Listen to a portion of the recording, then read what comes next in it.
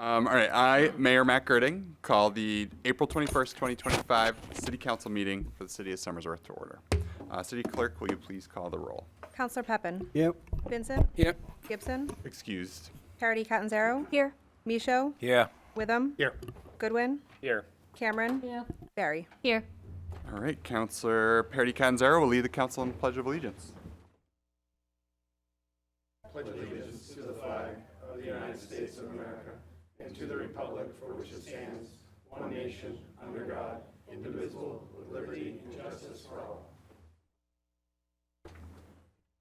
All right, next on the agenda is the recognition of our indigenous people, our native ancestral Americans. This meeting takes place on Indokina, which is the unceded traditional ancestral homeland of the Abenaki, Pennacook, and Wabanaki peoples, past and present. We acknowledge and honor with gratitude the land, waterways, living beings, and the Alnabuk, the people who have stewarded Indokina throughout the generations. Item 4 on the agenda are any scheduled public hearings. We have one this evening for Ordinance 21-25, which is a supplemental appropriation for the purchase of election ballot counting devices.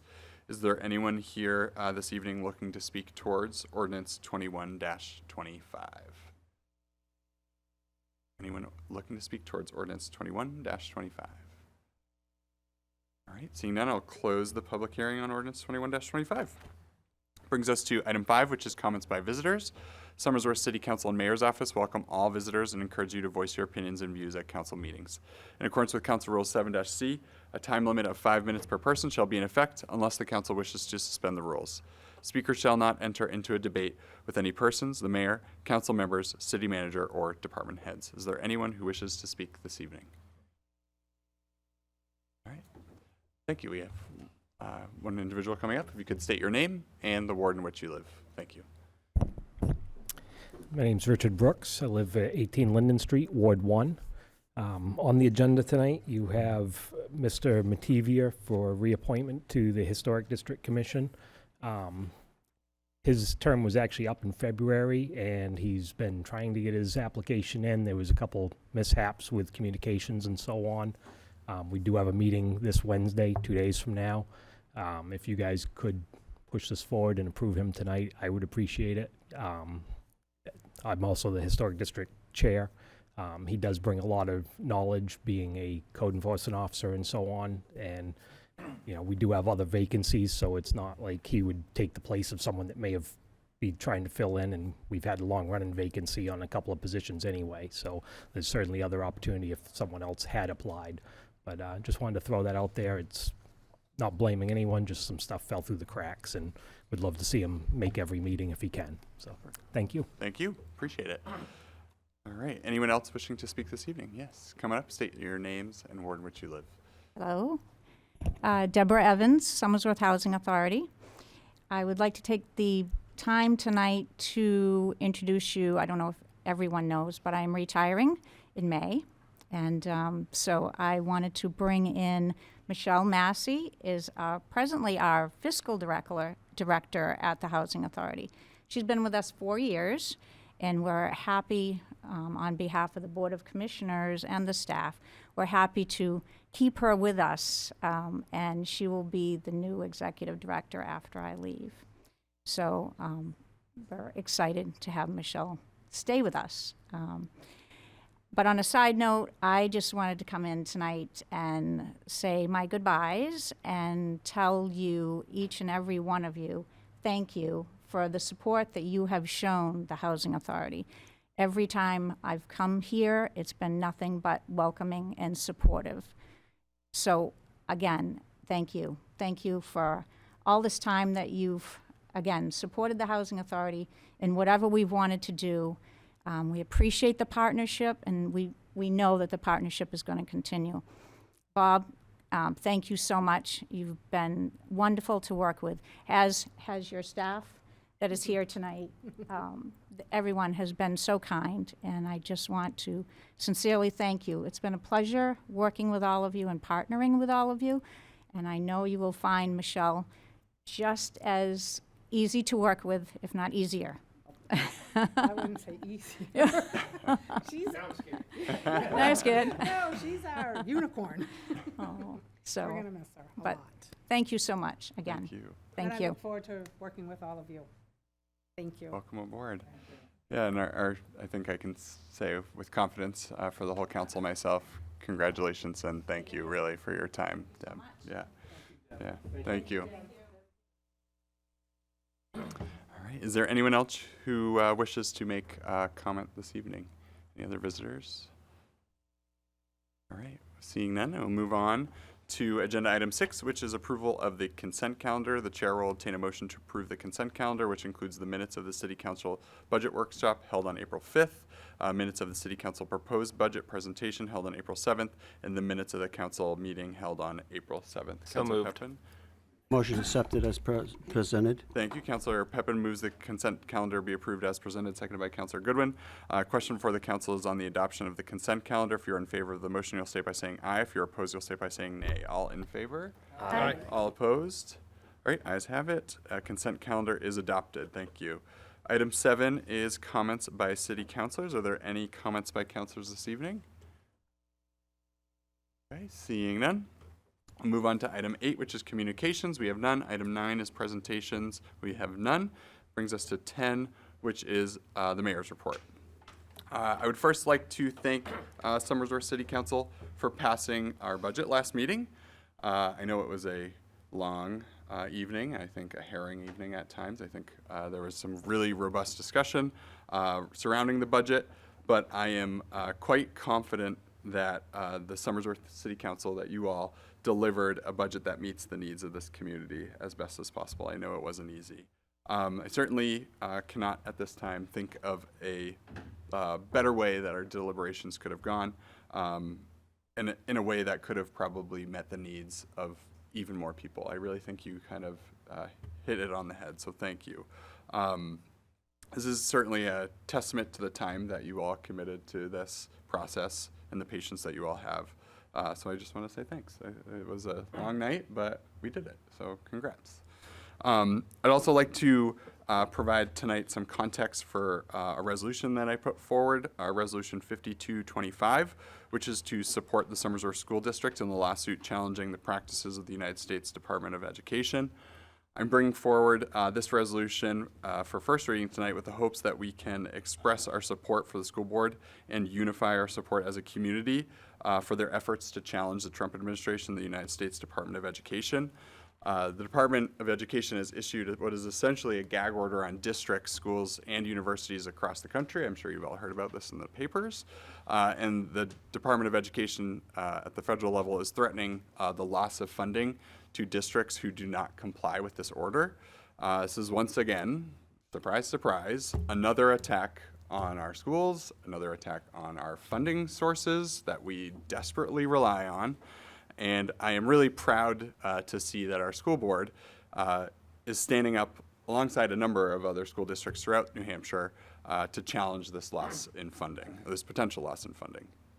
We also often talk here at the council level about what is and what isn't within our control. I think we even saw some props recently related to this. And I think for once, we have some way here in the city of taking action against the defunding of our city schools. This lawsuit that's being brought, if successful, would hopefully prevent the U.S. Department of Education from imposing overly strict kind of culture war limitations on our schools and would actually prevent them from forcing compliance with heavy-handed efforts like cutting off our federal funding. I hope that you can all take this opportunity with this resolution when it comes before us for a second reading at our next meeting to show support and to take a stance and to kind of essentially make meaningful action in securing funding for our schools.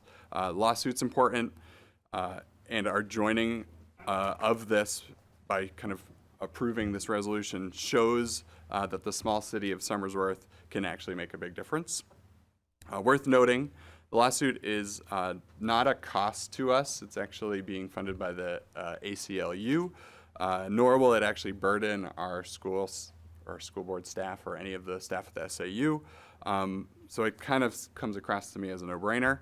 Also, the resolution tonight does not bind the city into the lawsuit. It's just essentially saying that we as a council support the efforts of the school board who have officially joined into the lawsuit. And it kind of just, I think, reaffirms our values that we've continually talked about how funding time and time again seems to be cut from our schools and how frustrating that actually is. And it kind of is just saying that we, along with them, are kind of fed up with this and would like to kind of support them as they move forward with this. So I hope that when it comes forward for a second reading, we can all vote in favor of this to make it even more clear that we aren't afraid to take actions when our communities are threatened and harmed. So thank you. Tonight I have two proclamations. I'm going to start with one. We have a proclamation this evening declaring May 2025 as Fair Housing Month in the city of Somersworth. So I have two related to this. So the first is for Fair Housing Month, so I'm going to read that. Is there anyone here to receive our Fair Housing Month proclamation? I wondered if anyone would come for this. All right.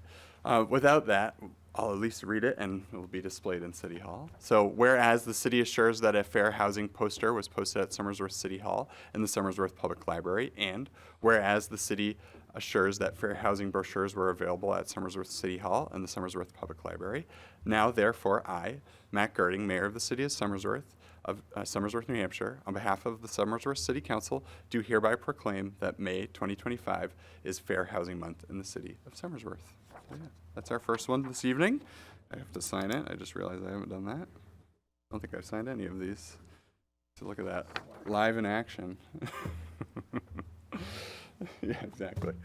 All right, and lastly this evening, my next proclamation is one which I'm quite pleased to announce, which is to declare May also as Mental Health Awareness Month. In recognition of Mental Health Awareness Month, I actually have invited folks from our local Somersworth Mental Health Alliance here this evening. I also want to kind of invite folks in the city to participate in a number of activities that they are hosting, along with some of the other mental health and well-being organizations throughout the Tri-Cities. So this year's theme for Mental Health Awareness Month is Turn Awareness into Action. And considering many recent events, I don't think this could be any more timely or important. Mental health affects all of us, and it's critical that we move beyond just awareness and actually begin to take meaningful steps for our own well-being and for the well-being of our community. This May, we invite you to join both Dover, Rochester, and Somersworth, the mental health alliances of all three communities, in taking action. So there's a number of things you can do. On May 16th, we encourage everybody to wear green all day to show your support for Mental Health Awareness Month. So that's on May 16th. Also, feel free to join Somersworth Mental Health Alliance for their free community dinner, which is the day before that, on Wednesday, May 15th. That's the poster back there, which will be hosted at the American Legion Post 69. So again, May 15th at 5 p.m. And then check your own mental health. So take a quick, free, and anonymous screening of your own mental health at Mental Health America, the website, mhascreening.org. So remember, taking care of your own mental health isn't just self-care. It's actually an investment in you and in the community, whether it's joining a support group, trying new stress relief techniques, or seeking professional help. I generally think every action counts. And so, again, in honor of Mental Health Awareness Month, I'm very happy to make this proclamation this evening. So I certainly invite Suzanne Wheat and other members of the Mental Health Alliance to come on up right here at the podium, and I'll read your proclamation and sign it while you walk up here, because I forgot to sign them. Let's go. Oh, my bacon pen? This is my favorite pen. All right. We'll do it after. Thank you. Thank you. Yeah, I'll be right down after I read it. So, I have a proclamation proclaiming May 2025 as Mental Health Awareness Month in the city of Somersworth, New Hampshire. Whereas mental health is an essential part of overall well-being, impacting youth, families, individuals, and those who work in our own businesses across Somersworth. And whereas 1 in 5 American adults experience a mental health condition each year, 1 in 6 American adolescents aged 12 to 17 experience a major depressive episode. Mental health challenges impact everyone. we all face challenges in life that can impact our mental health. And whereas, despite its prevalence, mental health remains shrouded in stigma, preventing many from seeking help. Per the CDC and the National Institute of Mental Health, the average time between a person's onset of symptoms to seeking treatment is 11 years. And whereas early intervention and access to quality care are crucial for managing mental health conditions and improving quality of life, because you can recover from mental health challenges. And whereas May is recognized nationally as Mental Health Awareness Month, providing an opportunity to raise awareness, combat stigma, and promote mental health resources.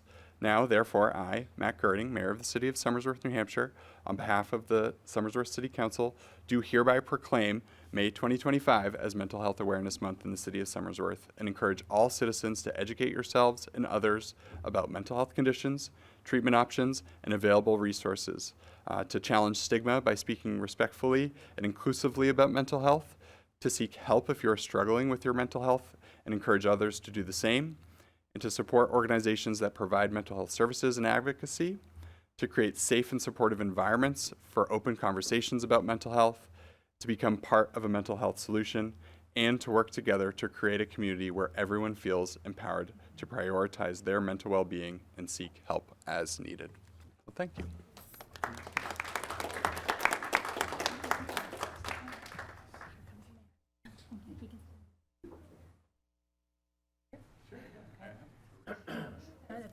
That's okay. You can. Okay. No, no. Thank you. Thank you. Thank you all for everything. Thank you. Gentlemen. The lighting them up.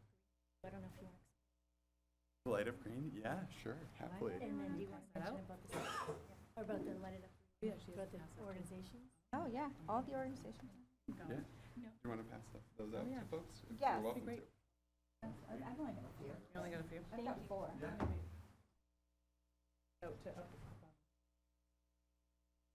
We have some resources that are going to be distributed about Mental Health Awareness Month. One thing I forgot to mention is the Light Up Green. As you're probably noticing, we are doing the Wear Green All Day initiative. Green is kind of the color to support mental health.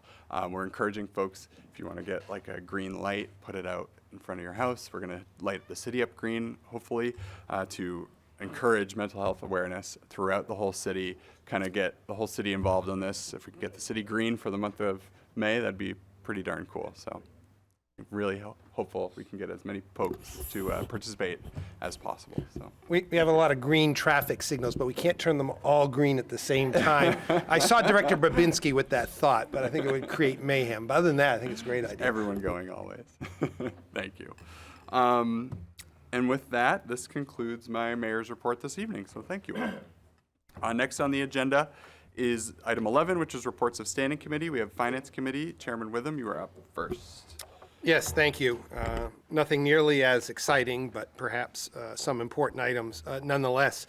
Finance Committee met last Thursday, April 17th at 5 p.m. here at City Hall. We had 3 or 4 members in attendance, which is a quorum. Our first item on our agenda stemmed from our budget discussion and passage of the FY26 budget at our last meeting.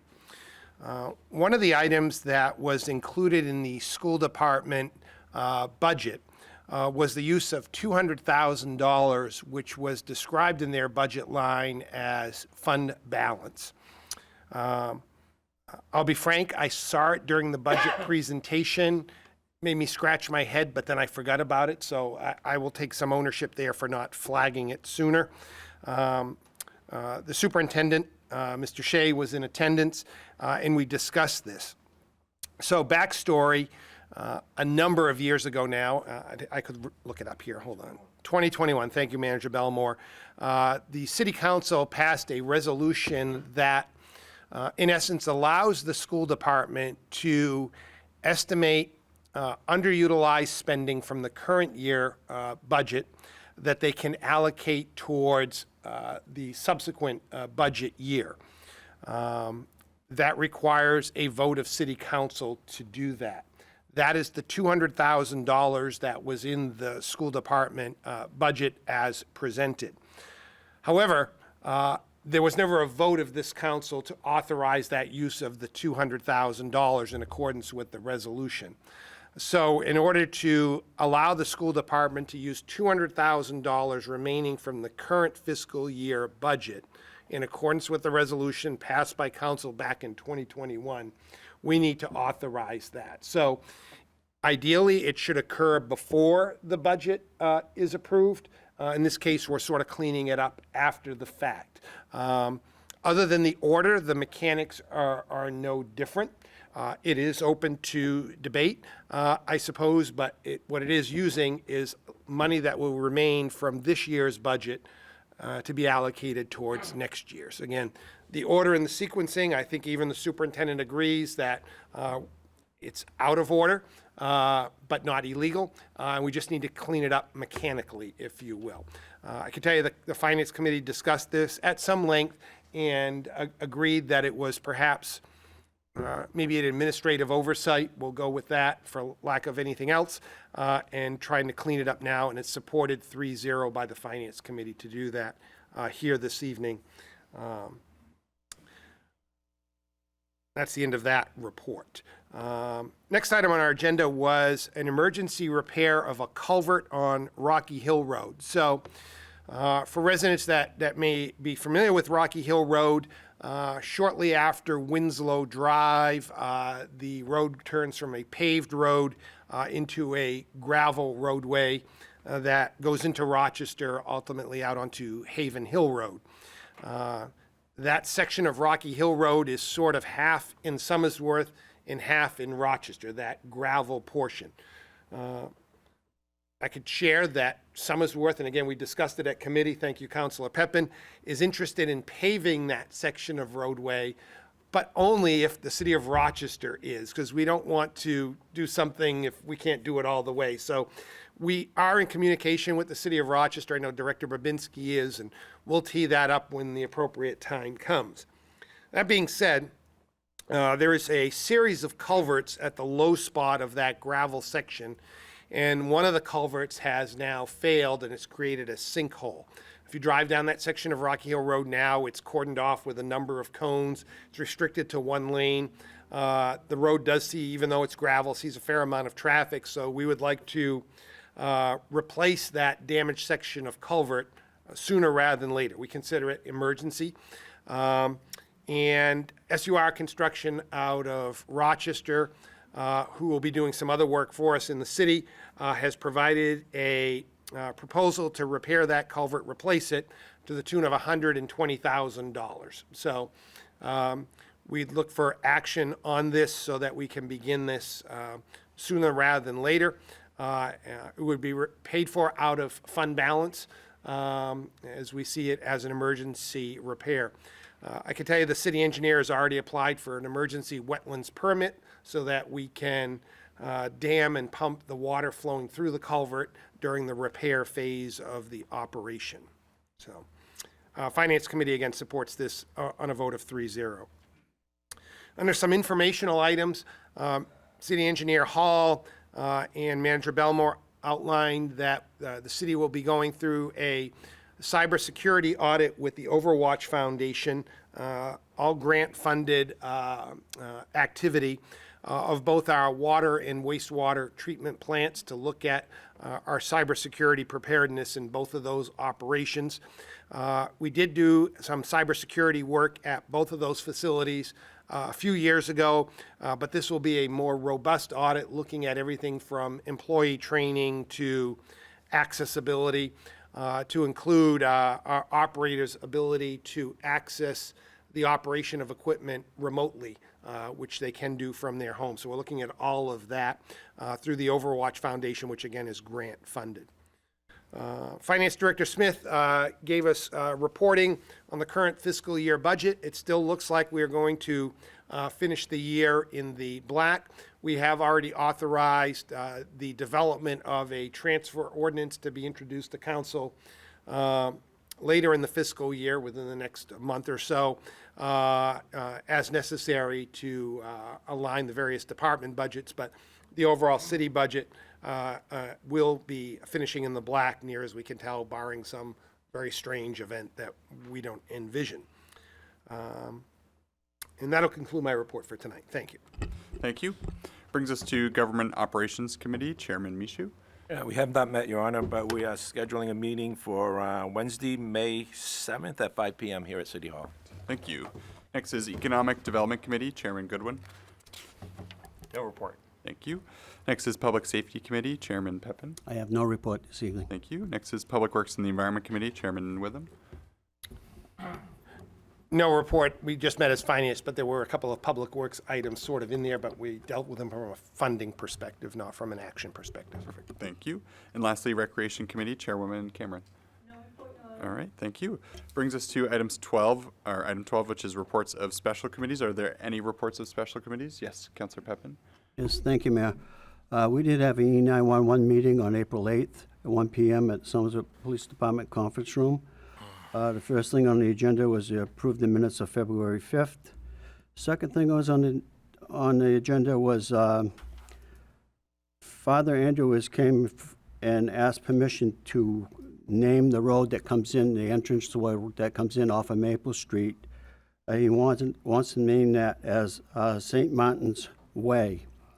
What he's trying to do is he's trying to get it to be like a layout for the campus, where they just built the building for the community center and their office buildings. He wants to kind of like make it in a circle, so as you come in, you can go up to their office and swing around and come back out the other side. So it's almost like a one-way in and out of the area. So that he was looking for approval of that. He wanted way. We thought circle would be better because we was trying to figure out if you need to name the other side of the street, the exit of what he was trying to get accomplished. The fire chief did have some questions about seeing if he could get the apparatus in there during church, where there's so many cars in there. So they're supposed to be working on that, and we're supposed to be working with Father Andrews and see if he's in favor of that change of the circle or whatever, and make sure that everything lines up before our next meeting so we can discuss that. So that's still in the process.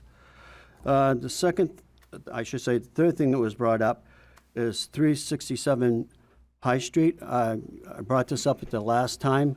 This is the building, there's a house that sits behind 367, which is labeled A.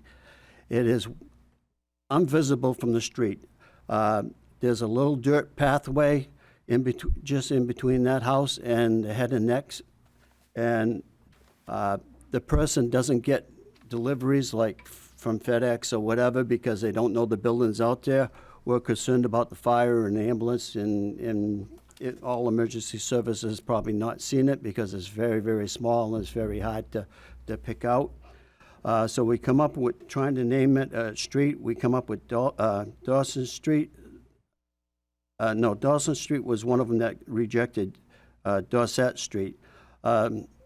So we come up with Olette Way. And you have a resolution in your packets tonight, 5025. Hopefully, if we could probably have a second reading on this, because we'd like to try to get this passed. We've tried to go through the hospital to get permission to actually have the property, and I guess with all the transitions going over there, we're not getting any reply, so we've been working on it for quite a while. And the person does have a deeded right of way into it, so we feel that we're in the right to have that done. The last thing on the agenda was basically 8284 High Street. The building has been kind of like converted over on the first floor. There's a first floor and a second story, and then 84 is the same thing, first floor, second story, and we're trying to get the numbers so the police and fire or emergency service will know what addresses, whatever. So like on 82, we'll have suite 102, and on 84, we'll have suite 104, with the downstairs unit being apartments, 202, and then the other apartment be 204. The committee was all in agreement with that, so that's the change on that. And we adjourned at 2:10. Great, thank you. Other reports of special committees? All right, seeing none, I will turn it over to the city manager to deliver his manager's report. Thank you, Your Honor. Members of council, I offer the following comments that were included in the packet in my written report to council for this evening's meeting. I'm going to jump right over to some new business. Actually, it's old business to start. Resolution 4625 in regards to the waste management contracts for the disposal of municipal solid waste and municipal recycling, as well as the wastewater treatment sludge disposal contract. And I'd just point out that there are several changes that we're going to be moving towards, particularly in year 3, where the city will move away from their blue bag program and move on to automated toters, or the cart collection system that you see in Rochester. So that's going to be a significant change in year 3. The next 2 years, if council passes these contracts, we'll continue with the recycling curbside as we have it, as well as the blue bag, paper bag program. The next resolution, 4925.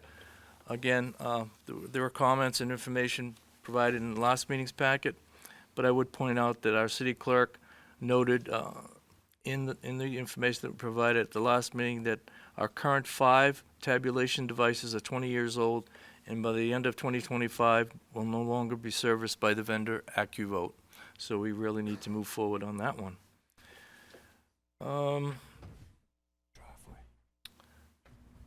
I think the chairman of the E911 committee, well, he's not chair, I guess the police chief is chair, but Councilor Pepin explained the resolution regarding Ouellette Way.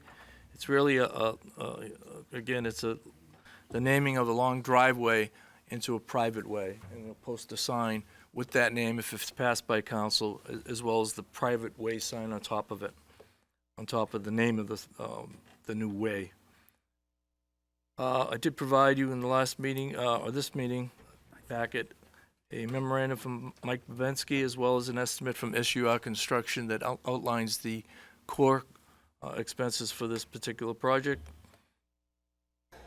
And just to add to the Finance Committee Chair's report out regarding fund balance, I'd just like to further clarify that the resolution passed in February of 2021, I believe, just set out a process where the school department has to notify the city manager each February in regards to what their anticipated surplus will be, and then it's up to the city manager to move forward to the full council to consider utilization, if any, of what might be used in regards to the turn back from the school department, whether it's under-expended funds or unanticipated revenue.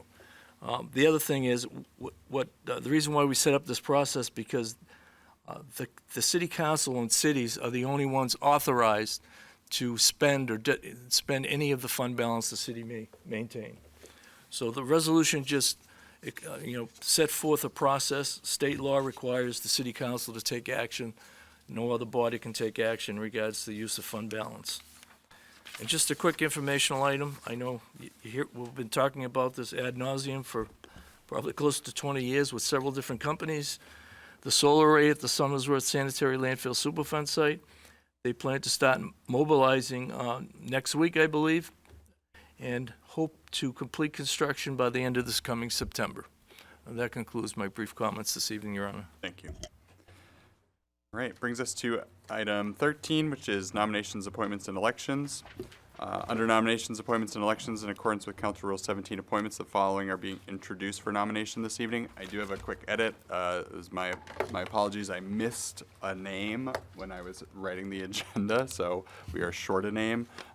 Council has received the packet for the individual that is missing, so I do apologize to this individual that your name didn't make it on the agenda, but don't you worry, you are being read as part of the nominations, so I do apologize. But the nominees are as follows. We have Claire Blaisdell for appointment as a member of the trustees of the trust fund for a term of 3 years. We have Richard Brooks for appointment as a Ward 1 supervisor of the checklist for a term of 5 years. We have Howard Merrick for appointment as a member of the Historic District Commission for a term of 3 years. We have Tim Mativier for appointment as a member of Historic District Commission for a term of 3 years, and we have Tammy Sneddon as a Ward 1 supervisor of the checklist for a term of 5 years. Appointees will stand in nomination. Your Honor? Yes, Councilor I'd like to Witham. move that council rules be suspended to act on Tim Mativier this evening. Great. Councilor Witham moves for a second reading of our nominee, Tim Mativier, seconded by Councilor Vincent. Motion for the council is on a second reading of Tim Mativier. Any discussion?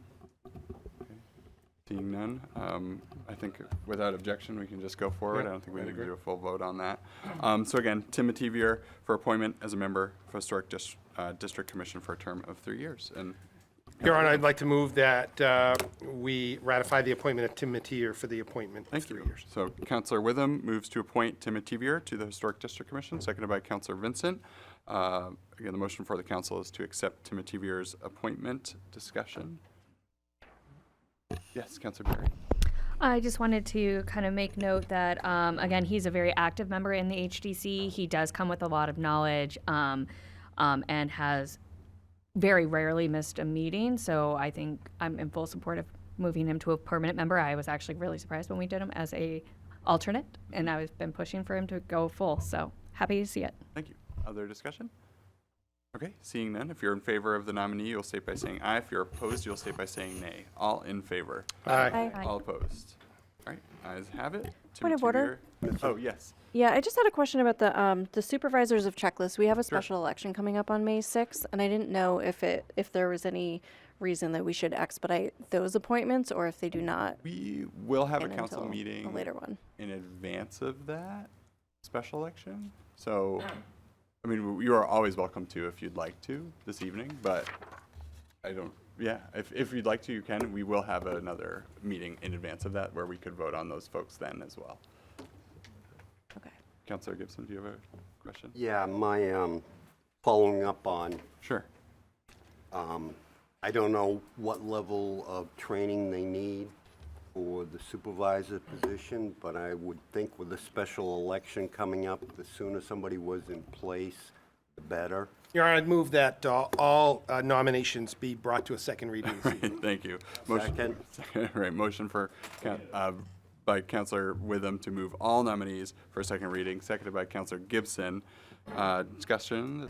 Yes, Councillor Barry? I just have a quick question for Sure. clarification for myself. So we have 2 nominations for the checklist supervisor for Ward 1. Are we Yes. appointing 2 like that's allowed, or is it one or the other? I believe we only have one seat available, so we would Okay. have to decide between the two. So if we're moving everybody forward, I just want to make sure, how are we doing that?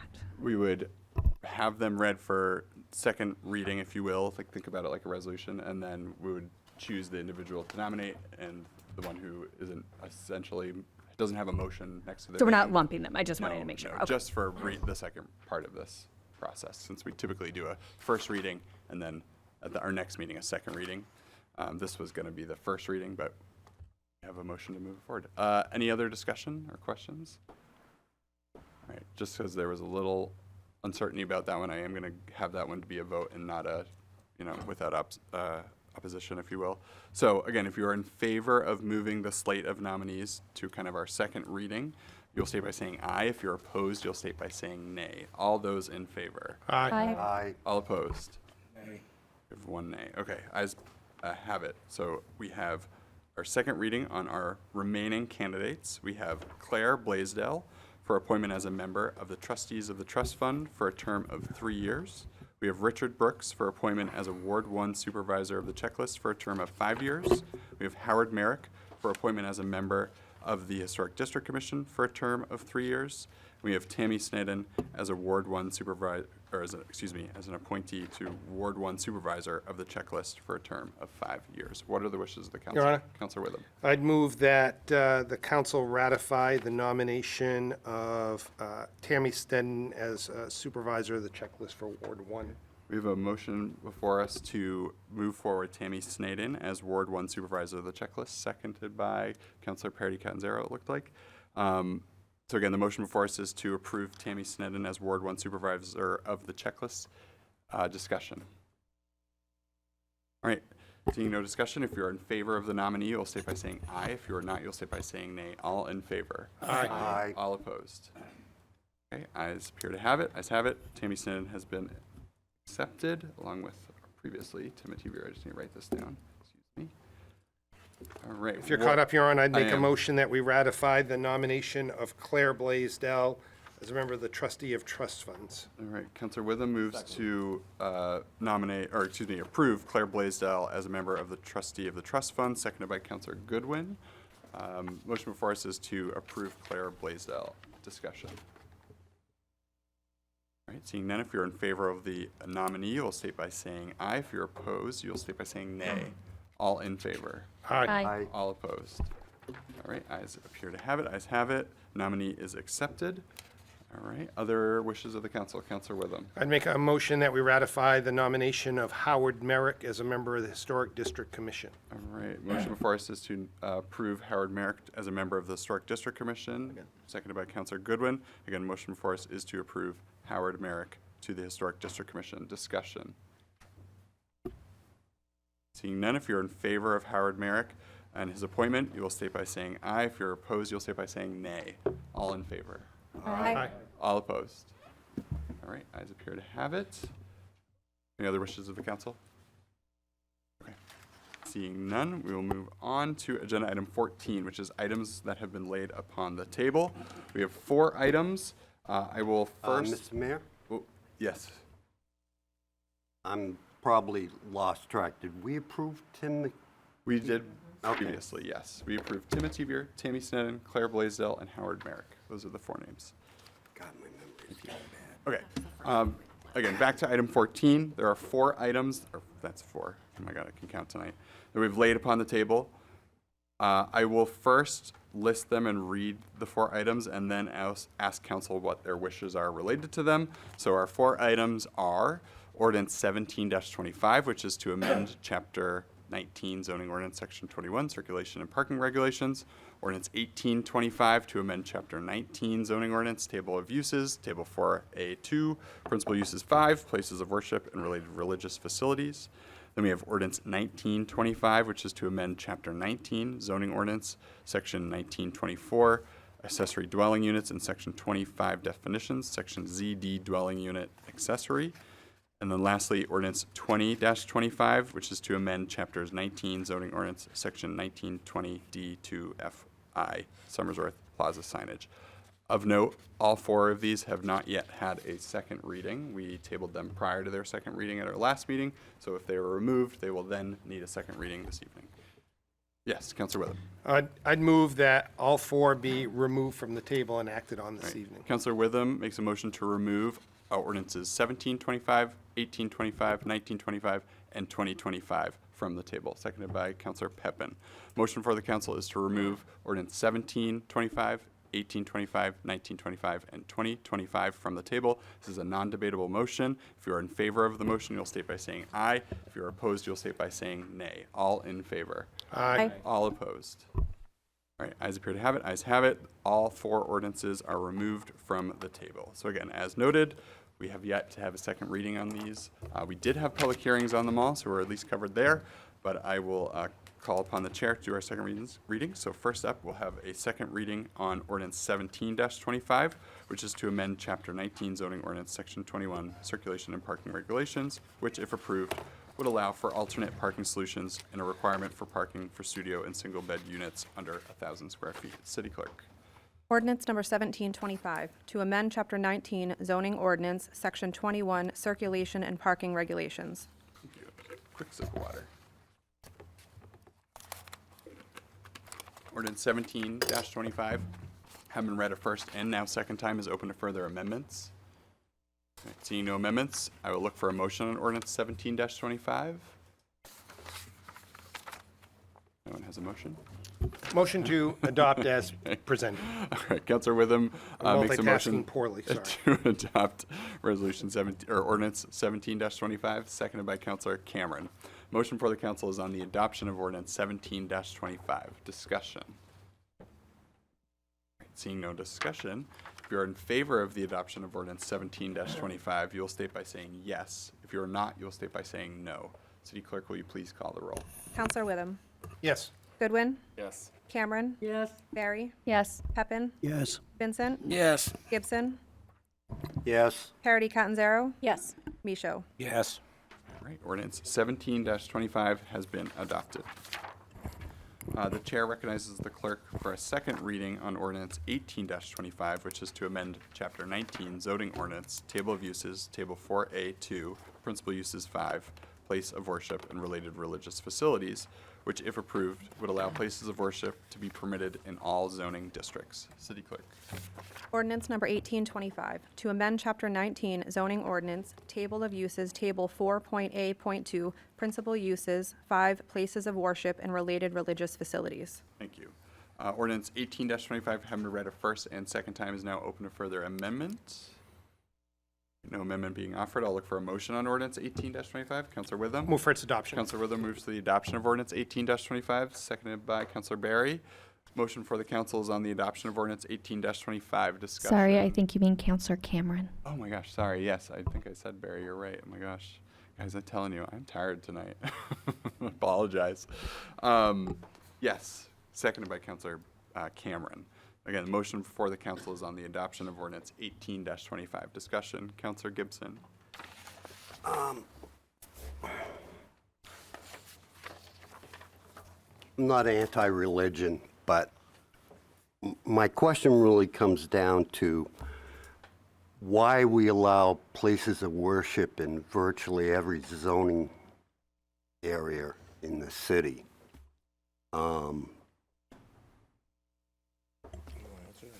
It's, what's a good way to put it?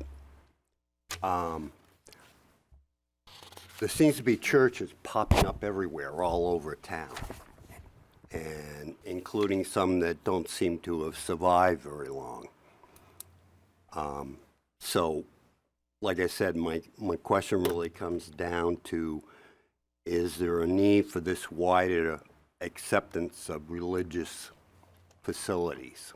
Thank you. Counselor Witham sits on the planning board. I will let him take a stab at this. Yeah, we've dealt with this question before. I'll at least attack it from one end.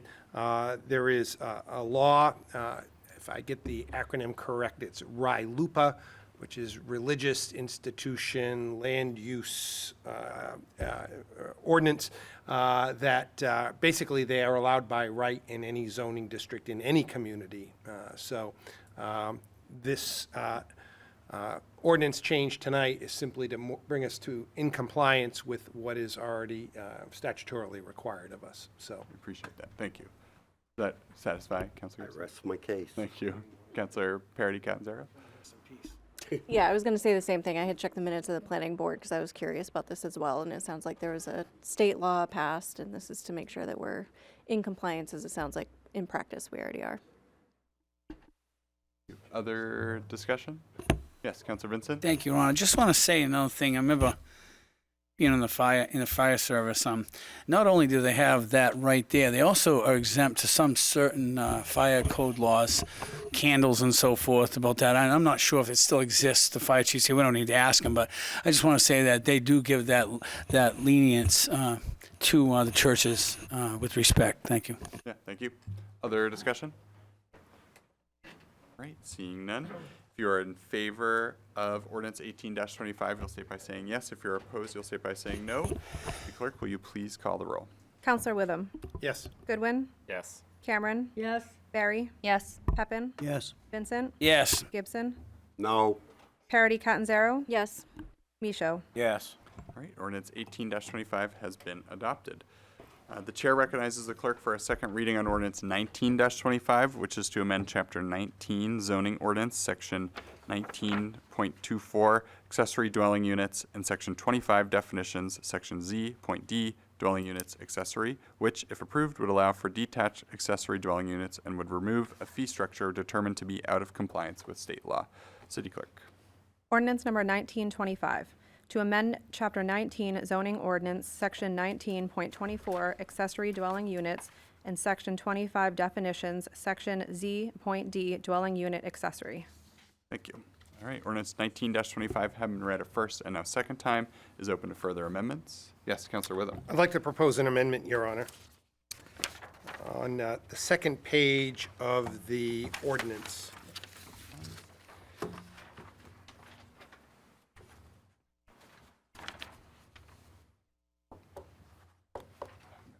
Yes, sorry, I apologize. Didn't have it in front of me.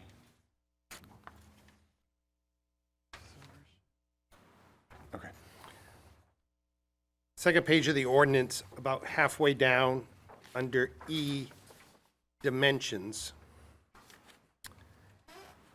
It says the following dimensional controls shall be observed, and one is the living area, and 1I says all ADUs shall not exceed 800 square feet as measured by gross floor area. I believe it has been the intent of the city council that we are thinking the 800 square feet as living space. This was flagged by a constituent of mine, that gross floor area includes like areas under knee walls, areas that you might be able to use to store things, but you can't actually live there. We've heard from some residents that maybe 800 is a little too tight to begin with. Maybe we should consider 1,000.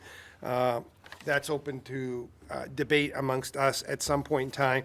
But I'd at least like this to mirror what I think is our intent, which is living space. So instead of measured by gross floor area, I would say all ADUs shall not exceed 800 square feet of living space, just to be a little more clear about what I believe is our intent.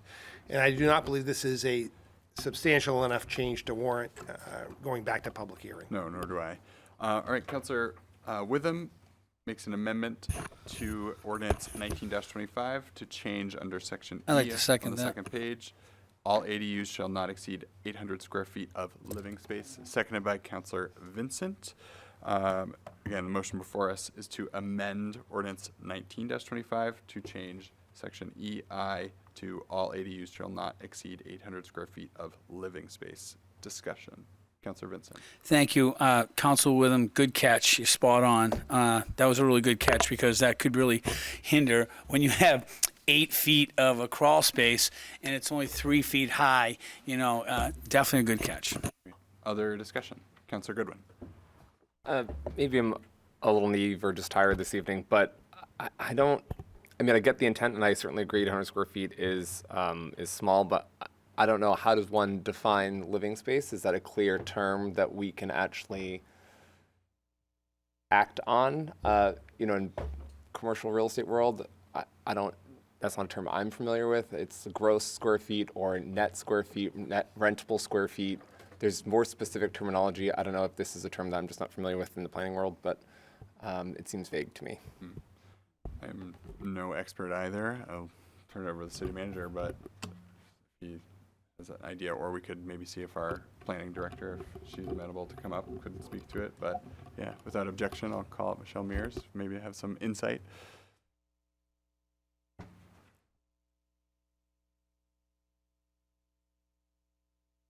Good evening. Good evening. Thank you for coming up. So it would be good to have a definition for this, but I think it's reasonable for gross floor area to not consider the space that you're considering as part of that space, as somebody that's reviewing accessory dwelling units.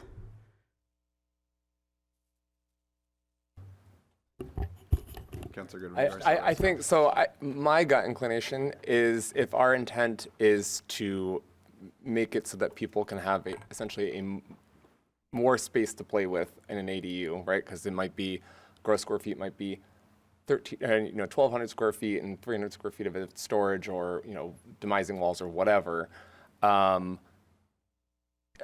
just don't know if we want to. I'd rather increase the number and have this come back if it needs to go through the friggin' loop again. I'd rather do it. I'd rather do it once than give our staff and our residents a term that's vague that no one really knows how to interpret and enforce. I'd rather it be 1,000 gross square feet or 1,200 gross square feet or whatever. And there are other, I believe, there's other language in the ordinance where this structure would always have to be secondary in size and character to the primary structure. So there's not going to be a situation in which there's the existing structure in an ADU which is larger than that structure. It's always going to be smaller. So to me, the square feet with that relationship in mind is kind of irrelevant, but that's my personal take. Other questions? Yes, Councilor Gibson. If I could add, why would not just using square footage? Because everything I've ever seen, square footage represents usable living space rather than. I think we need some clarity around this that we can't provide tonight. Yeah.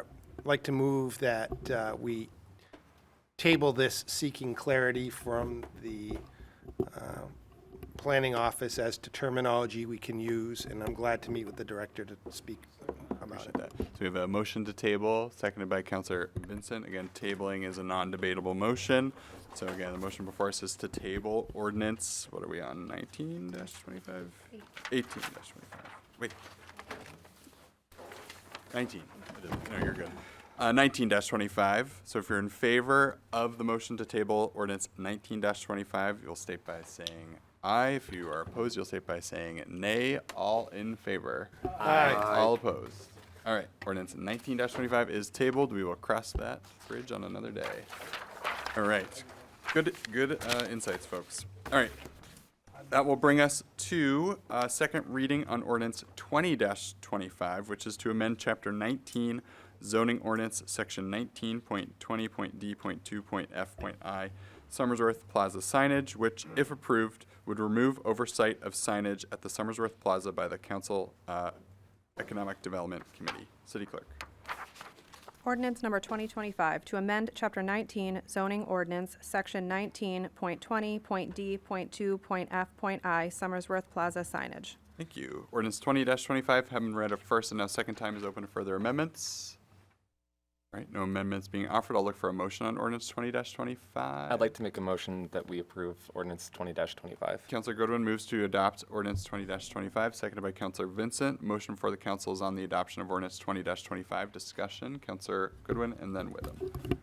Yes, so this came to a recent application for a business in the Somersworth Plaza, came to the Economic Development Committee, and this historic language came to my attention that because the city owns both the parking lot and the facade of the Somersworth Plaza, though not the structure and the businesses, for some reason, additional oversight on signage was thought important for the Economic Development Committee and the City Manager's Office to review. This is in addition to the city's sign regulations and sign permits already.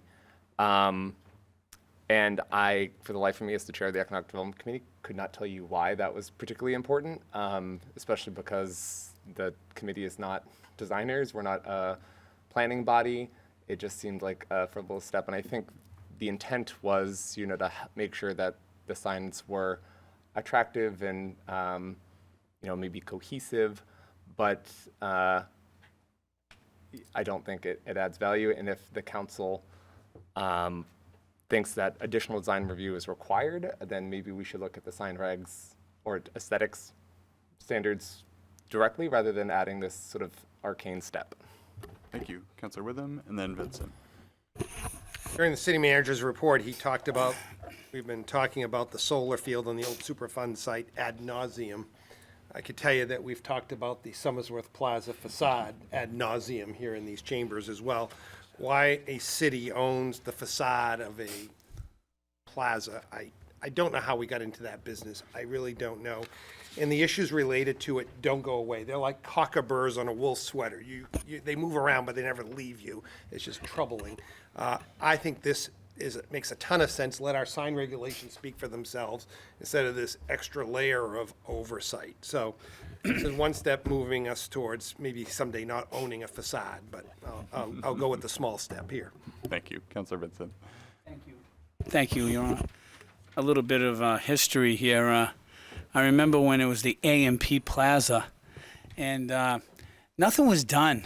And at the time, I remember a lot of talk from the city about we have this eyesore that nobody's taken initiative on. So that's why I think the city got involved in like a renovation, and then they ended up owning it. I don't know about that part, but I know that by relieving these business owners and the freedom of their sign, it's like, what a relief. I've talked to several of them, and it's like, oh man, it's just like I felt like someone like the Gestapo saying, okay, you can do this, you can't do that. I get it. It's the city, that's what we do. But giving them a relief on the sign is just a relief. Thank you. Thank you. Other discussion? Okay. Seeing none. Quick question. Oh, yes, go for it. Yeah, I'd like the Economic Development Committee to really look at the plaza and, number one, figure out what exactly is the legal status for the city on the plaza.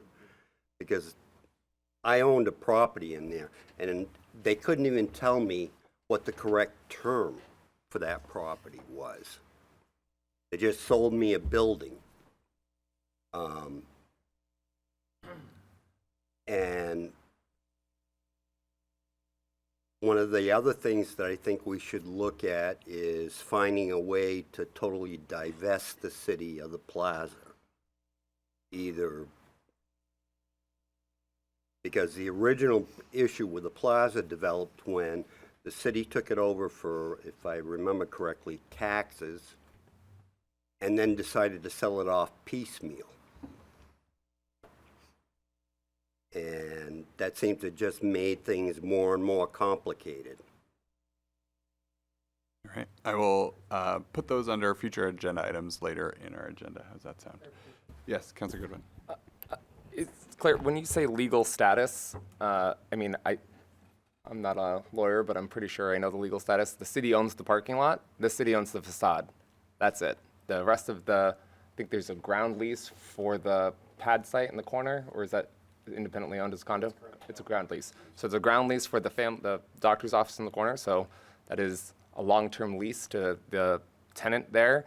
But all the other businesses, the store, from the storefront of the glass where their door is in, that's individually owned. The arcade and the facade and the parking lot owned by the city. So it's pretty clear. I don't think we need to do any investigation on the legal status of who owns what. And, you know, happy to talk about the plaza ad nauseum. I said previously in the budget session that it is my opinion that the city should look to use general funds to buy out vacant spaces, including the plaza, and potentially relocate businesses in the plaza to provide this community the long-held vision of redeveloping that site. Because it's not going to happen with 12 different property owners or however many property owners down there. It's never going to happen. It's always going to sit there. And the city needs to put its money where its mouth is, make some hard decisions, got to crack some eggs to make an omelet, and buy up the plaza, make an assemblage, put together a master plan, and then find a developer to actually build it. That's what they got to do. Thank you. All right, other discussion on the signage. Okay, seeing none. If you're in favor of the adoption of ordinance 20-25, you'll state by saying yes. If you're not, you'll state by saying no. City Clerk, will you please call the roll? Counselor Goodwin. Yes. Cameron. Yes. Barry. Yes. Pepin. Yes. Vincent. Yes. Gibson. Yes. Parity Catanzaro. Yes. Michaud. Yes. Witham. Yes. All right, ordinance 20-25 has been adopted. Brings us to item 15 on our agenda, which is unfinished business. We have an ordinance first and then a few resolutions. So first up, the chair recognizes the clerk for I think I wrote second. This is a first reading. Apologies, my notes are wrong. First reading on ordinance 21-25, supplemental appropriation for the purchase of election ballot counting devices, which, if approved, would appropriate $20,000 from the cable fund to the election budget line. City Clerk. Ordinance number 21-25, supplemental appropriation for the purchase of election ballot counting devices. Thank you. I think it's second reading. It is a second reading. Okay, I am right. Oh my gosh. You were right. All right. I tell you, I'm like. Good thing you're not asleep taking a test tonight. I know. Yeah. What is going on? Can you guys tell it's almost April vacation? I'm almost there. So yes, it was the second reading. I apologize because we were tabled. That's why I got all thrown off. All right, anyway, ordinance 21-25 having been read a first and now second time is open to further amendment. All right, seeing no amendment, I will look for a motion on ordinance 21-25. Councilor Barry. I move that we move this forward for adoption. All right, Councilor Barry moves that we adopt ordinance 21-25, seconded by Councilor Parity Catanzaro. Motion for the council is on the adoption of ordinance 21-25. Discussion? Councilor Barry. I'll just add for me, I think this is important for us to do for 21-25 for election ballots. I never want to hear that we're questioning how our ballots are being counted and that we're not getting updates from things being outdated. I want to trust what we do and not put undue necessary hardship on those with the ballot process. So I'm in full support, obviously. Other discussion? All right, seeing none, if you're in favor of the adoption of ordinance 21-25, you'll state by saying yes. If you're not, you'll state by saying no. City Clerk, will you please call the roll? Counselor Witham. Yes. Goodwin. Yes. Cameron. Yes. Barry. Yes. Pepin. Yes. Vincent. Yes. Gibson.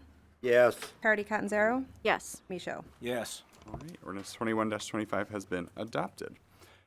Brings us to resolutions under unfinished business. The chair recognizes the clerk for a second reading on resolution 46-25, which is to authorize the city manager to enter into a 7-year contract extension with Waste Management of New Hampshire, Inc. for collection and disposal of municipal solid waste, municipal recycling, and wastewater treatment sludge disposal. City Clerk. Resolution number 4625, to authorize the city manager to enter into 7-year contract extensions with Waste Management of New Hampshire, Inc. for collection and disposal of municipal solid waste, municipal recycling, and wastewater treatment sludge disposal. Thank you. Resolution 46-25, having read it first and now second time, is open to further amendment. No amendment being offered. I will look for a motion on resolution 46-25. Counselor Witham. Move for its adoption. Counselor Witham moves for the adoption of resolution 46-25. Counselor Pepin seconds. A motion for the council is on the adoption of resolution 46-25. Discussion. I have some discussion. Counselor Witham, Vincent, Barry. Thank you. Despite the cost, we have enjoyed a very good relationship with Waste Management over the years. They've been responsive to concerns and needs and have worked with us in terms of approaching a pricing model that is at least palatable by most. As you know, here in the city of Somersworth, we have enjoyed for quite some time, a number of decades perhaps now, the paper bag program, which puts the cost of trash generation on those that generate the trash. So you pay for what you generate. And that is perhaps the only piece of this 7-year contract that has me a little concerned. And I spoke about this at committee level, and I see Pete LaChapelle from Waste Management in the front row here tonight, who I'm sure would be available to answer questions if needed. In that, with a toter system, which if you've gone into Rochester, the Waste Management trucks stop at the end of your driveway. The claw or arm comes out from the side of the truck and it dumps the trash. I understand full well why Waste Management is moving to that model. It's easier to find staff. It's safer in spades. It's more efficient in all of those things. What it takes away from us here is the ability to have the paper bag program, which I've said before and I'll say again, is the smartest thing we've ever done in the history of the city of Somersworth. And I just worry about the day that that goes away. I only sort of half joked with Pete at committee that I envision a day that comes where the arm comes out of the side of the truck and it picks up your trash barrel, and before it dumps it, it knows how much it weighs, and it automatically bills your credit card, right? So the city doesn't even have to get involved in this, right?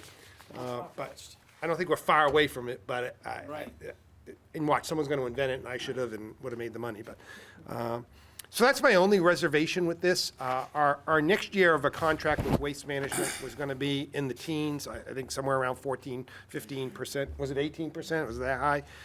They've ratcheted it back to 7% to get us into this multi-year agreement. So, if you will, we're getting 2+ years for the price of 1. And again, moving in year 3 to the toter system, that is going to require some education of city residents. It's going to be complicated on a few streets, I suppose, and we're going to have to navigate all of that. But the biggest drawback to that piece of this contract is that it will take what is currently offset by, if you will, user fees, is going to put it back on the tax rolls, and it's going to be a significant chunk of change that the council will have to deal with, and may even require us to have a tax cap override to do that at that time. So That's my one piece to this. The difficulty with trash is it's not going to get cheaper. There may be other vendors that could collect trash, but there are very few places to drop the trash. Turnkey isn't forever. And once that closes and we have to truck it further away, wherever further away is, you can just guess that it's going to go up rather significantly. So locking into a long-term deal at 7% increases now seems to make sense to me, and I think it would take some to dissuade me otherwise. Thank you. Councilor Vincent, before you go, I actually do have a question myself, and maybe it's a silly one.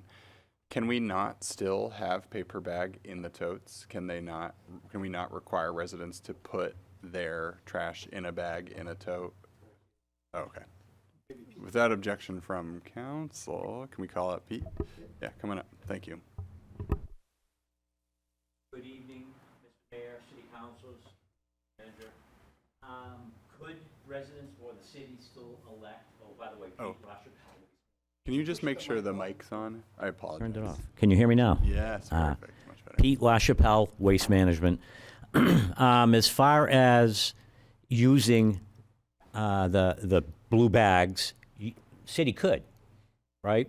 And you're going to mandate that, and you as a resident, well, Waste Management's, I'll put the blue bag on top, but I got black bags underneath, right? So we're going to dump it. We have cameras in our hoppers, so we know what's going in there. But once it's in the truck, it's in the truck. We can report it, but it's in the truck. So people will find numerous ways to try to save a penny.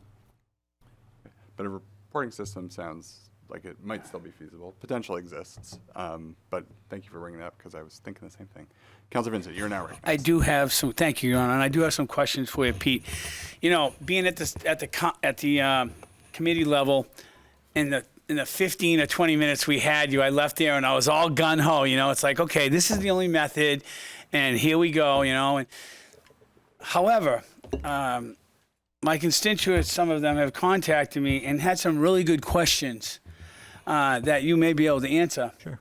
One of the first questions were that the streets that have low-hanging electrical lines, you put this big truck there, and then you go to squeeze the tote, and you bring it up, and the electrical lines are in the way. What do we have for plans for that?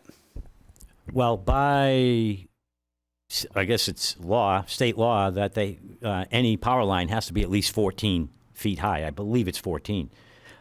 Our new trucks, which, by the way, we use compressed natural gas, so they're about 13 and a half feet high. We introduced those in Dover.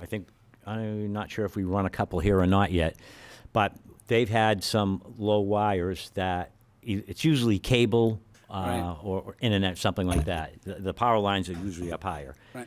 But we do this in multiple thousands of cities across the U.S. And it's not an issue because the driver will reach out with that arm and go beyond where the cable, where the wires are, and dump it that way. Okay. But the truck itself, if he driving down the street and they go across the street, if it's not at the legal height, Right. and the driver doesn't spot it, and he's going to hit it. One of the other concerns was that on these small narrow streets, it puts this large truck in the street. I'm just sharing concerns to my constituents, by the way. Right, and we've done this in the city of Rochester. We have some small streets there. We have one-ways and dead ends, which pose significant challenges for a large truck. So we manage it there. We can manage it here. That's our job, is to collect trash. Thank you so much. And I have further questions, if I may. Not for Mr. LaChapelle? No. For him. You Yes. may. Go ahead. Another thing is during the winter time, where people may be of elderly age, and they have to put these totes. Do they put them on the sidewalk, or do they put them in the street?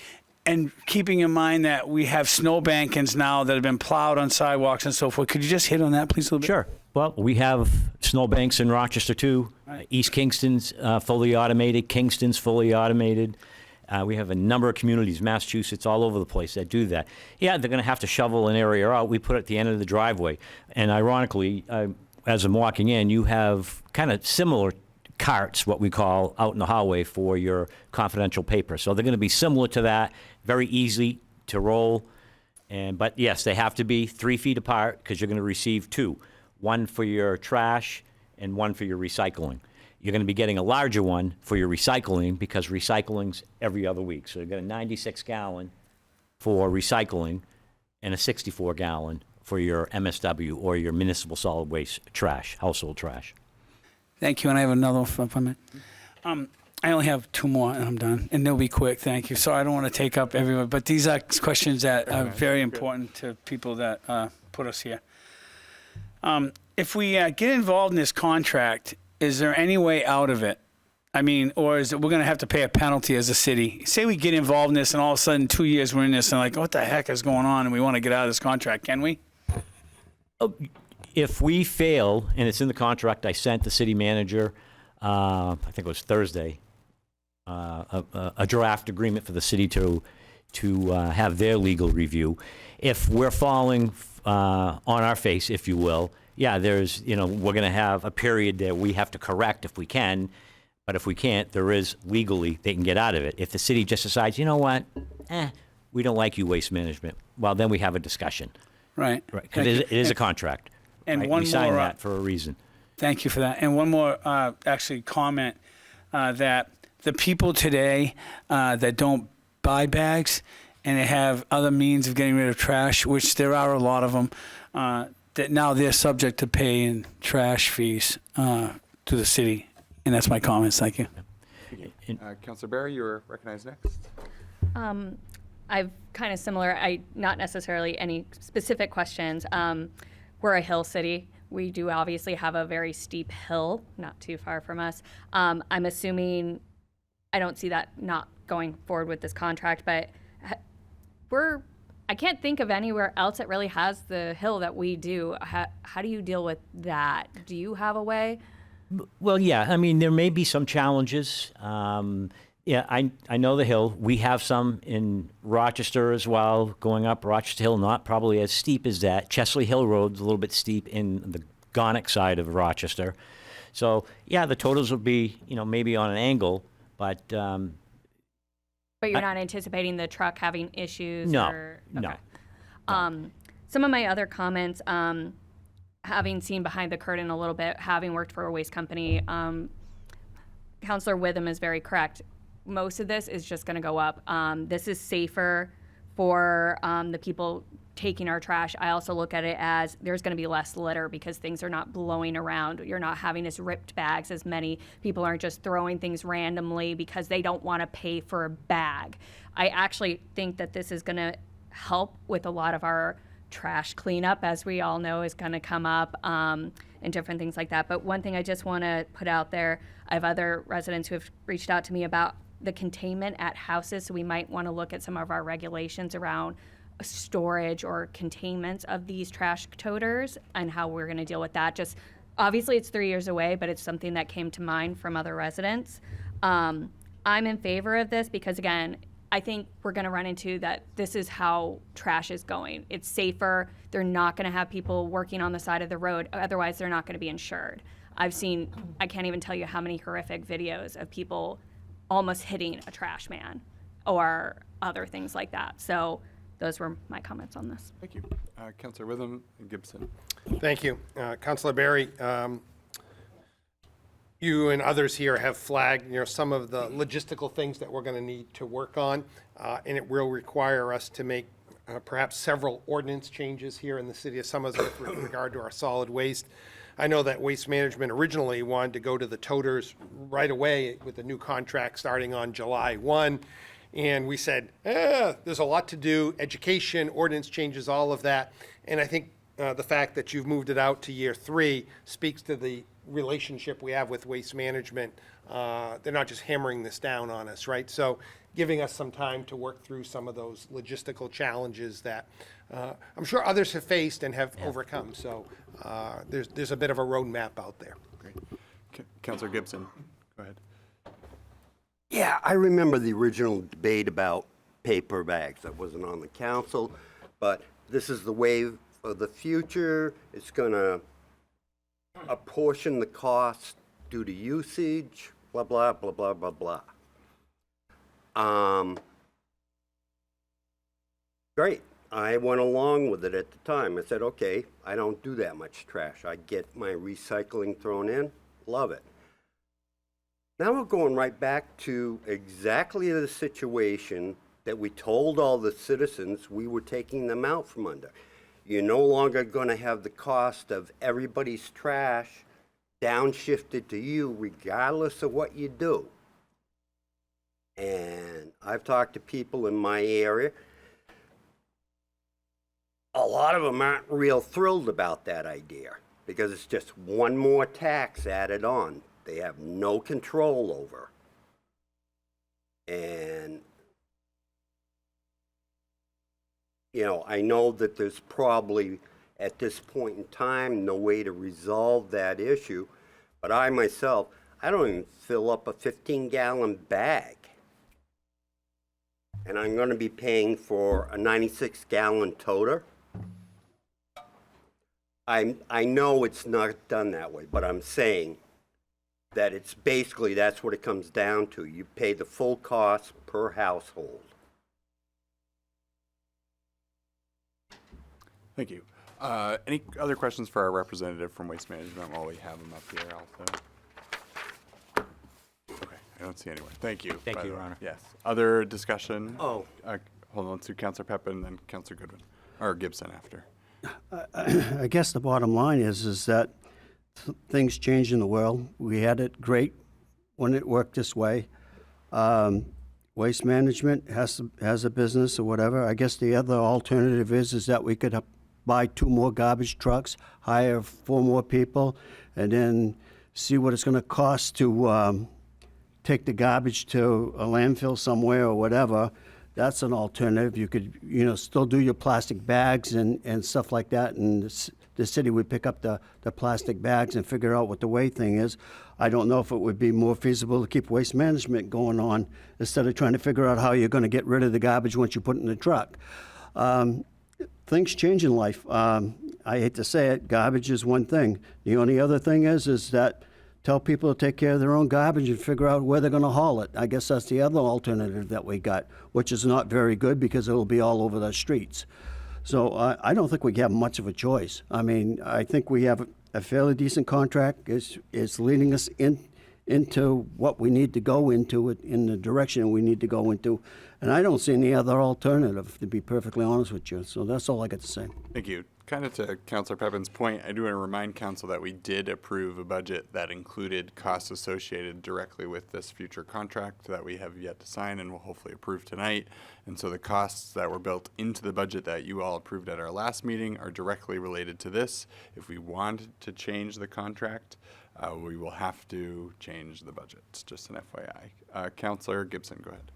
Okay, first off, I have no problem with Waste Management.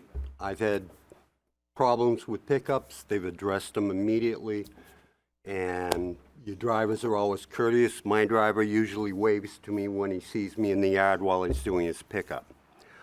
I'm just bringing out points that have been brought up to me, as well as my own personal feelings. I made a decision to downsize a number of years ago, and now all of a sudden, what is that term? Oh yeah, we all like to throw out downshifting costs. Well, guess what? You're downshifting the costs onto everybody in the town by going to the system.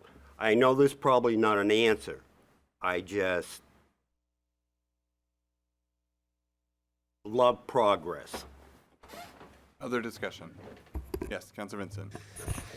Yeah, I'm going to agree with Councilor Gibson. I understand we at this point where, and there's nothing against Waste Management. It's just doing business. That's really what it is.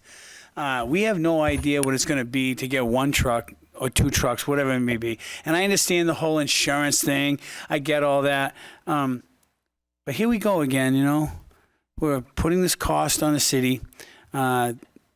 And it's a cost that some of us will use and some of us won't. And I think of the 87-year-old woman who's putting this tote, not one, but two, for recycling and garbage out by the road in the middle of the winter. I just think that it works for a 20-year-old. Maybe it doesn't, They might want to stay on the couch, who knows? No disrespect, because I have kids that are 20 years old, and I was 20 once too. I just rush in to make these decisions. It's like, I understand Marty's point. I get it. I just, I'll be the one that says no when all of you else say yes, and you'll pass it. Thank you. Thank you. Other discussion? All right, seeing, oh, yep, go ahead. I just want to make sure that Waste Management knows that I don't disagree with anything they're saying about this is the future. But again, I'm going to refer back to the original debate for pay per bag. And we all agreed to go that way because that was the wave of the future. So now all of a sudden we're sitting here and looking at within 3 years, somebody is shelling out one hell of a lot of money to set us up to go to the toter system. And I don't expect Waste Management to foot the bill for it, but it still comes down to somebody is reaching into my pocket again. Thank you. All right, other discussion? I'll probably be dead, so it won't matter. All right, seeing no more discussion, if you're in favor of the adoption of Resolution 46-25, you'll state by saying yes. If you're not, you'll state by saying no. City Clerk, will you please call the roll? Counselor Witham. Yes. Goodwin. Yes. Cameron. Yes. Barry. Yes. Peppin. Yes. Vincent. No. Gibson. No. Parity Catanzaro. Yes. Micho. Yes. All right, Resolution 46-25 has been adopted.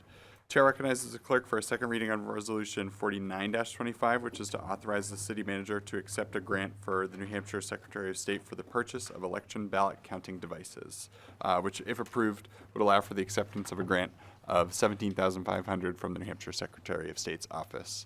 City Clerk. Resolution number 4925, to authorize the city manager to accept a grant from the New Hampshire Secretary of State for the purchase of election ballot counting devices. Thank you. Resolution 49-25, having been read a first and now second time, is open to further amendment. Seeing no amendment, I will look for a motion on Resolution 49-25. Councillor Pepin. Move for its adoption. Councillor Pepin moves to the adoption of Resolution 49-25, seconded by Councillor Barry. Motion for the council is on the adoption of Resolution 49-25. Discussion. Councillor Barry. Well, I obviously put forward the other one, but I'm all for any money that we don't have to pay ourselves. I understand grants do come from other areas where people put money out, but any burden we can take off our city, let's do it. Awesome. Thank you. Other discussion? All right. Seeing no discussion, if you're in favor of Resolution 49-25, you'll state by saying yes. If you're not, you'll state by saying no. City Clerk, will you please call the roll? Counselor Witham. Yes. Goodwin. Yes. Cameron. Yes. Barry. Yes. Pepin. Yes. Vincent. Yes. Gibson. Yes. Parity Catanzaro. Yes. Micho. Yes. All right. Resolution 49-25 has been adopted. All right, that brings us to item 16, which is new business. First up, we have ordinances. We have the chair will recognize the clerk for a first reading on ordinance 22-25, which is a supplemental appropriation for the reconstruction of a culvert on Rocky Hill Road. City Clerk. Ordinance number 2225, supplemental appropriation for the reconstruction of a culvert on Rocky Hill Road, April 21st, 2025. The City of Somersworth ordains that pursuant to Section 7.7A of the City Charter, the annual budget for the City of Somersworth for fiscal year 2024-2025 is amended as follows. Appropriate $112,010 from unassigned fund balance to the capital outlay budget as follows. Current budget, $62,390. Amendment, $112,010. Revised budget, $174,400. Approved as to funding, Scott A. Smith, Director of Finance and Administration, recorded by Kristen LePan, City Clerk. Background, this ordinance appropriates the funding for an emergency repair to a failing culvert on Rocky Hill Road located under the dirt section of the road adjacent to the Rochester city line. This ordinance requires a public hearing and requires a 2/3 majority vote of the city council after the public hearing, subject to section 7.4.1 and section 7.7A of the city charter. Sponsored by Councilors David A. Witham, Martin Pepin, Laura Berry. Thank you. Ordinance 22-25 will have a first, or having been read a first time, will remain in first reading until our next regularly scheduled meeting, at Mr. which Mayor? time we'll have a public hearing. Yes. Oh. Counselor Gibson. I was going to ask that we waive rule, but you can't until you have the public. Fortunately, we cannot. Thank you, though. Forget that for a second. No, it's okay. Your Honor, with regard to waiving rules, I'd like to move that all three resolutions, 5025, 5125, 5225, be moved immediately into second reading after their first reading this All evening. right, Counselor Witham makes a motion I'll to second suspend that. council rules for a second reading on both Resolution 5025, 5125, and 5225, seconded by Counselor Vincent. Question for the council is the suspension of council rules. Discussion. Yes, Counselor Witham. Yes, all of these appear to be timely in nature. The Olet Way, Councilor Pepin articulated, it would be nice to get this addressed. We've spoken about the urgency of the culvert on Rocky Hill Road, and I would assume the support of the litigation just seems to make sense to get that out of the way this evening as well. Thank you. Appreciate it. Thank you. Other discussion? All right, seeing no discussion, if you're in favor of the motion, you'll state by saying aye. If you're opposed, you'll state by saying no. All in favor? Aye. All opposed? All right, ayes appear to have it. Ayes have it. Motion passes. We will now have a second reading on all of these after their first readings. So, Chair recognizes the clerk for a first reading on Resolution 50-25, naming Olet Way. City Clerk. Resolution number 5025, naming Olet Way, April 21st, 2025. Be it resolved by the City Council of the City of Somersworth that the following road be named and addresses assigned if required. Name Olet Way, explanations. 1. Name suggested by the owner of the property at 367A High Street. 2. The existing gravel driveway will be named Olet Way. 3. The E911 Committee recommended and approved the name at their April 8, 2025 committee meeting. 4. The name is required to be in compliance with E911 standards. State E911 officials concurred that the proposed name is in compliance with E911 standards. 5. Olet Way will be a private road. 6. The owner is required to install a sign and a private way sign per city condition of name acceptance. Be it further resolved by the City Council of the City of Somersworth that this action is in accordance with RSA 231:133, RSA 231:133-A, RSA 106-H, State of New Hampshire Department of Safety, Division of Emergency Communications, Addressing Standards, and Chapter 19, Section 23, City of Somersworth Ordinances. Sponsored by Councilor Martin Pepin. Thank you. All right, if you wouldn't mind doing a second reading on Resolution 50-25. Resolution number 5025, naming Olet Way. Thank you. All right, Resolution 50-25, when read a first and second time, is now open to further amendment. No amendment being offered. I'm looking for a motion on Resolution 50-25. Councilor Pepin. Move for its adoption. Councilor Pepin moves for the adoption of Resolution 50-25, seconded by Councilor Vincent. The motion before Council is on the adoption of Resolution 50-25. Discussion. All right, seeing no discussion, if you're in favor of the adoption of Resolution 50-25, you'll state by saying yes. If you're opposed, you'll state by saying no. City Clerk, will you please call the roll? Councilor Pepin. Yes. Vincent. Yes. Gibson. Yes. Parity Catanzaro. Yes. Michaud. Yes. Witham. Yes. Goodwin. Yes. Cameron. Yes. Barry. Yes. All right, Resolution 50-25 has been adopted. Chair recognizes the clerk for a first reading on Resolution 51-25, which is to authorize the city manager to contract with SUR Construction, Inc. of Rochester, New Hampshire, to reconstruct a culvert that has failed under Rocky Hill Road. City Clerk. Resolution number 5125, to authorize the city manager to contract with SUR Construction, Inc. of Rochester, New Hampshire, to reconstruct a culvert that has failed under Rocky Hill Road, April 21st, 2025. Whereas the City of Somersworth maintain culverts running under the gravel section of Rocky Hill Road adjacent to the boundary with the City of Rochester. And whereas one culvert is failing, creating a sinkhole in the section of the roadway above the culvert, requiring the city to close that section of the road and is in need for immediate reconstruction. And whereas city staff intends to file a wetlands emergency authorization application with the New Hampshire Department of Environmental Services requesting permission to proceed expeditiously to avoid further damage to the city infrastructure. And whereas city staff requested and received a proposal to reconstruct the culvert from SUR Construction, Inc. of Rochester, New Hampshire for a cost of $102,010, and whereas the Finance Committee has reviewed the proposed contract with city staff and supports authorizing the city manager to enter into a contract with SUR Construction, Inc. and recommends including a contingency of $10,000. Now therefore be it resolved by the City Council of the City of Somersworth that the city manager is authorized to contract with SUR Construction, Inc. of Rochester, New Hampshire to reconstruct the culvert on Rocky Hill Road adjacent to the boundary with the city of Rochester for $102,010. And be it further resolved by the City Council of the City of Somersworth that the city manager may increase the contract by an additional $10,000 for contingencies to an amount not to exceed $112,010, and may take any additional action relative to this contract determined to be in the best interest of the city. Sponsored by Councilors David A. Witham, Martin Pepin, Laura Berry. Thank you, and bless you to the person who sneezed. Can we have a second reading on Resolution 51-25? Resolution number 5125, to authorize the city manager to contract with SUR Construction, Inc. of Rochester, New Hampshire to reconstruct a culvert that has failed under Rocky Hill Road. All right, Resolution 51-25, having been read a first and second time, is now open to further amendment.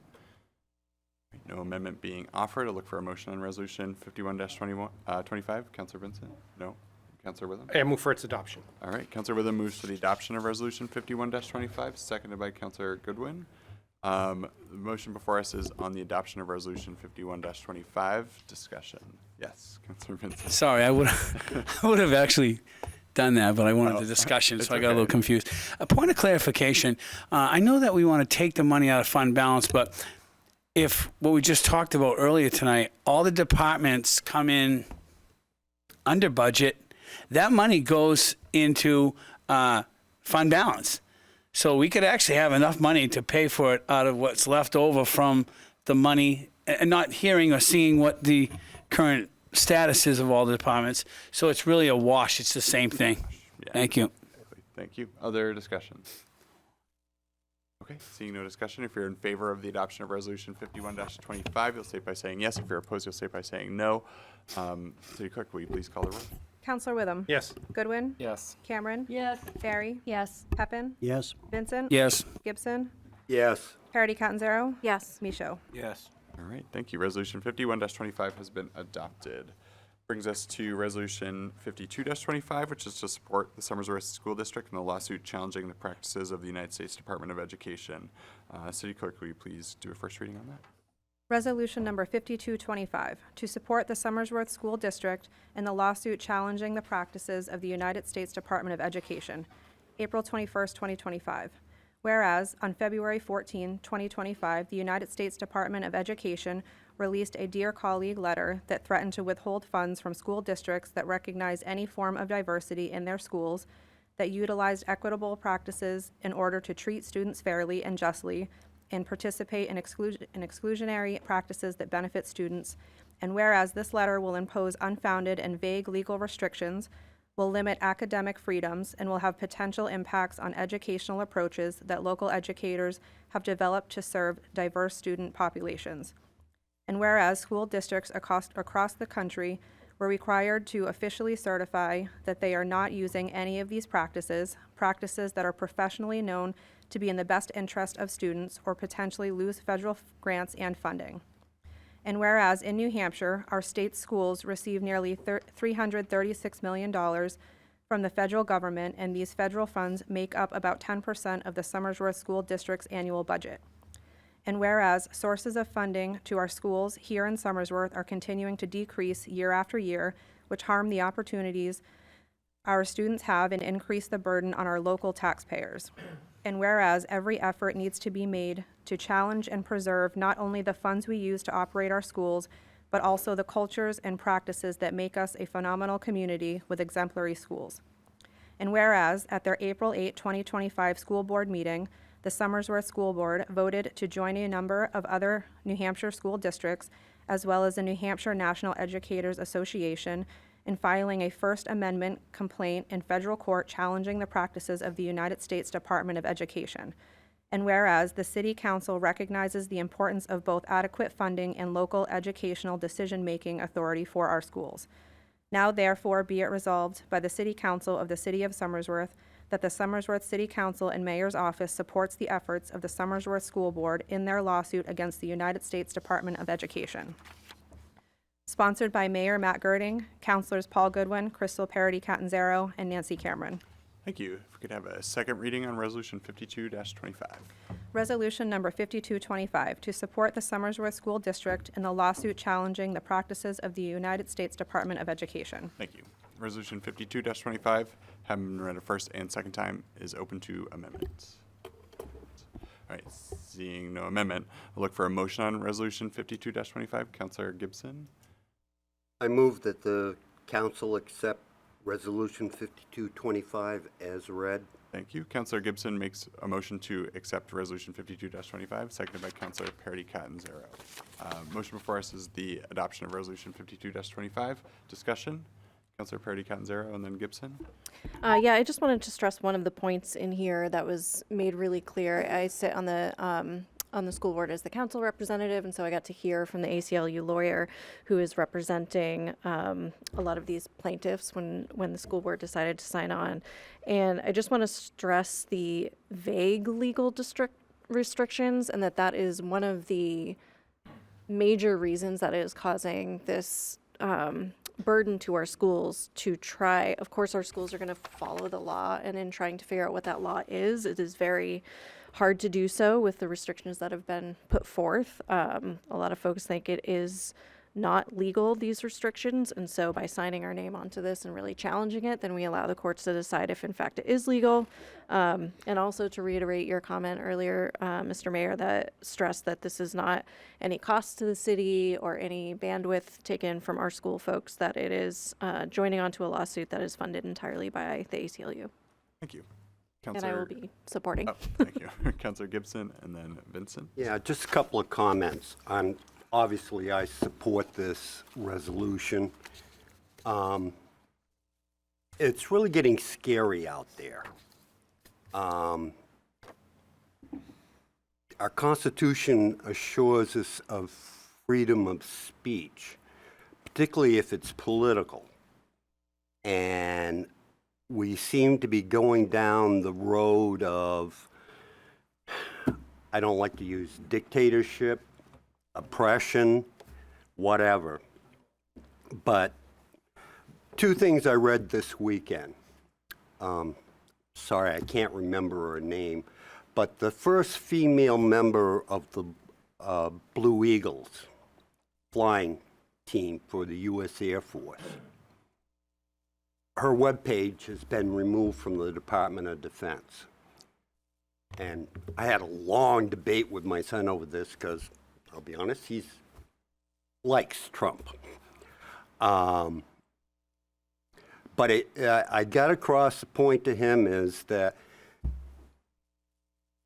regardless of anything else, she has to be a highly skilled pilot because there's no way that the other four guys in those formations are going to have her flying feet away from their wingtip if she isn't up to the task. As well as the fact that she had a distinguished career before and after that. And then I read that the Smithsonian Institute is having to review all the displays in the American Black History Museum.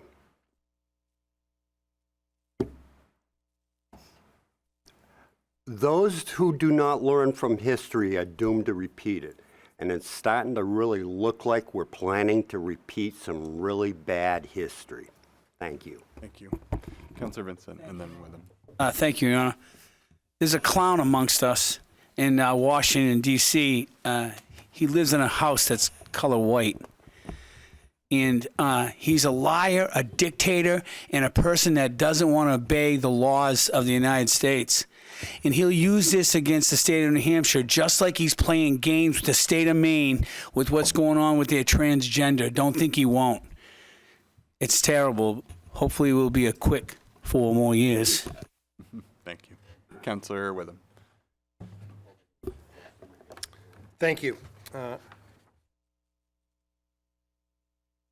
don't know if it's oddly enough or maybe predictable. I'm not even sure anymore. But I was contacted by a couple of residents, and you all know that I rarely get contacted by anybody in the community. All of you do, but no one ever calls me. I don't know why. But was connected on this issue, suggesting that I not support it. And it caused me pause, and I'm like, why not? And I thought about it long and hard, why I should or should not support it. And originally I was like, yeah, I think I should. Then maybe it caused me pause. I was like, Councilor Parity Catanzaro picked up on a very important point, and that is the element of the word vague in here. I worry tremendously about losing what little federal dollars we get now if we slip up because we don't understand what is being asked of us at the local level. So let's just start with that simplistic point. It would be nice for our school superintendent, who's here tonight, and his administrative team to know what is required of them so that we don't accidentally make a mistake and lose federal money. So let me just start with that pragmatic point there. So thank you for raising that issue. The other is, and I've lamented ad nauseum, there's the word of the evening, I guess, from this very seat over the years, about my concern about the federal government and the state government telling us what to do here at the local level, or more importantly, what we can't do here at the local level. And by the way, never owning up to their ask with the financial resources to meet their ask. So this is yet another, in this case, the federal government telling us what we can or cannot do, and that's never sat well with me here, just from that perspective. As to the issue of diversity, equity, or inclusion, I was thinking about that today, and although I wasn't around in 1964, the passage of the Federal Civil Rights Act in 1964 gives me some pause with regard to why this whole issue is even an issue. Because in 1964, there were 5 protected classes that were codified at that time by the federal government: sex, race, color, national origin, and religion. The federal government, back in 1964, as part of the Federal Civil Rights Act, said that people of different race, different color, national origins, religion, and different sexes will be protected. We're going to treat them all equally. And since then, the Federal Civil Rights Act and New Hampshire statutes that sort of mirror that have been amended to include things like age. By the way, federally, I think age is a protected class at age 45. Here in New Hampshire, we're all a protected class regardless of your age, so we're a little different here in New Hampshire. Whether you're a military or a veteran status, whether you have a physical or mental disability, right? That's protected, right? Your marital status, whether or not you're pregnant or not. Your sexual orientation. I proudly serve with several members on this council that are openly gay and have before. We've had a transgender member of our school board who I was proud to call a member of our community. Your gender identity, or any other characteristic that may be protected by federal law. This country has embraced the idea of people of different backgrounds, different diversities, different that come from different walks of life. And I for 60 years we have. I don't understand what's being asked of us, which just harkens back to this vagueness. How could I not support this? Thank you. Thank you. Councillor Barry? So actually, you touched on a lot of things I was going to touch on, but for me specifically, I got to also be at the school board meeting where this first got, well, I guess not first, but when this was being discussed, and I know that they were very worried about, is there going to be backlash? What is the ramifications? But for me, this kind of became a legal document question where I just can't imagine being forced to sign something that there's no definition on, that the terms could be changed because that's not defined. And we have a legal system, like, you would never sign anything that you couldn't read or that you don't know what it defines because it could be changed on you. And I would hope nobody would sign anything like that. So I'm fully in support of this from that aspect, because I would hate to sign something and then find out, oh, well, we changed that definition later because it was never defined. So that's where I'm coming at from this. Thank you. Other discussion? Councillor Pepin? I'm going to be the sore foot out of the whole outfit here. As I brought it up at the committee meeting when we did discuss this, my problem is that I don't even know if the Department of Education is going to be here by the time everything gets done, because the way the current administration wants to abolish it or whatever, I don't know. They haven't passed the federal budget, so I don't even know what the funding is. I really don't know what direction to go on, what is going to come down the road for state funding or whatever. I do believe that all our schools are getting shortchanged. I'd like to see that changed. I'd like to see it taken care of right. And then I look at things that are going on in the nation right now. There is colleges that won't let Jewish students go into it, and the colleges are allowing it to happen because of the students are taking over the campuses in a roundabout way. They camp out on the whole thing, and they don't fight for those people. We have men and women's sports, which the government is trying to take away their funding to actually try to get some changes in there to protect women. I remember as when I was in high school, women probably didn't have very little sports simply because there wasn't funding for it at that point. I don't know what else the government has to kind of like hold over anybody or anything to try to keep them in compliance with some laws and some things. And look, I'm an independent, all right? I try to vote for the person that I think is going to work for me, and I'm finding less and less of those people out in the street. I hate politics, and I hate the federal politics, because as far as I'm concerned, they're not working for us. I don't know what the answer is. I'm going to vote no, because I don't know where exactly this resolution is going to go. It's too wide open. I just feel that some of the people, or some of the college students, or whatever it is, and some of the parents don't have say even in their own school board, which I'm not saying this school board, so please don't interpret it that way.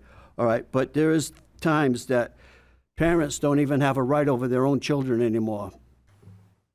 And I don't know what the option is. I don't know how the federal government can go after them. It doesn't seem like it doesn't do any good anyways, because the authorities of that local jurisdiction just ignores it. So we have the governor in Maine. She still wants men in girls' sports. That's her prerogative. Do I think it's right that probably these bisexuals or whatever don't have a sport to be supported in? But I don't think the other people ought to be discriminated against either. So that's just my say. I'm going to be voting no for it because I simply don't know which way it's going to go. I said my feelings, and thank you for listening. Other discussion? Yes, Councilor Brady Kenzera. Yes, I feel compelled to respond to that in part because protecting women was brought up, and I don't like to be spoken for. There's nobody that wants men in women's sports. There are some people who do not believe that trans women exist. I believe that they do, and they should be allowed to play women's sports in the sport that aligns with their gender. But I do agree that funding for women's sports is an issue, and I would love to see that addressed. None of that is really covered by this resolution. I just felt the need to speak up. Thank you. Other discussion? All right, seeing none. If you're in favor of Resolution 52-25, you'll say it by saying yes. If you're opposed, you'll say it by saying no. City Clerk, will you please call the roll? Counselor Gibson. Yes. Charity Catanzaro. Yes. Micho. Yes. Witham. Yes. Goodwin. Yes. Cameron. Yes. Barry. Yes. Pepin. No. Vincent. Yes. All right, Resolution 52-25 has been adopted. Thank you. All right, that brings us to our other tonight, we have a vote from the city council to deliberate and take action on the amount, if any, that may be used from the city's unassigned fund balance as a revenue source in the fiscal year 2025-2026 school department school board budget. As with all things related to funding for our schools, I will recuse myself, being a teacher at the school system, and turn it over to our deputy mayor, David Witham. Thank you.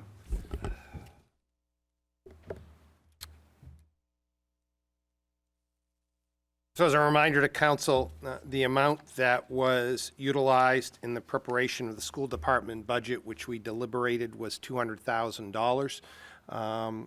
It would be appropriate to at least start with that as the number as it was outlined in their budget. So is there a motion to authorize the use of $200,000 from unassigned fund balance as a revenue source in the fiscal year 25-2026 school department school board budget? Councilor Pepin. The $200,000, does it? Motion by Councilor Pepin. Is that a second? Councilor Parity Catanzaro, seconded by Councilor Parity Catanzaro. Discussion. Councilor Michoud. Yeah, I got a question. What does this do to our fund balance right now? Without objection, I'll either ask the city manager or Assistant City Manager, Finance Director Smith to answer that. Well, the way I'll answer it, I don't know if Scott has the figures available that he shared with council during our budget deliberations, but he's projecting now that the city will turn back over $200,000. I forget the exact number, but over $200,000 at the end of fiscal year. Of course, we have a couple more months to go.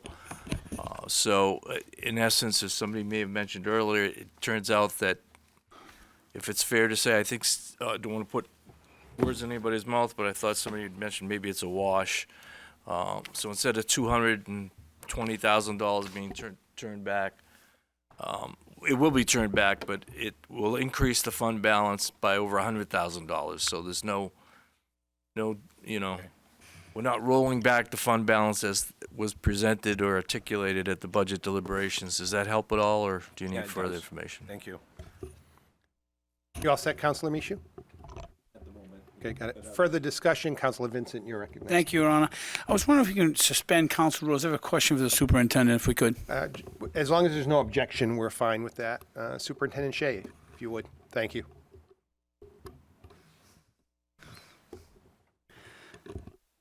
Thanks a lot for coming out, and I appreciate you being here and all you do. So my question is, and I can't recall, I know it was only a couple of weeks back, how much closer does this bring you to where you want it to be?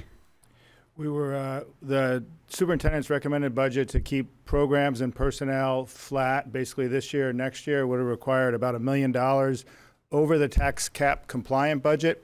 And the city council came in at $460,000 above the tax cap compliant budget. By legislation and RSA, we're required to notify people of cuts by the end of the day today, by the end of the day tomorrow, before our school board meeting. That's why we had a special meeting on Friday. And instead of cutting 8 to 9 individuals, it looks like we're going to cut 4.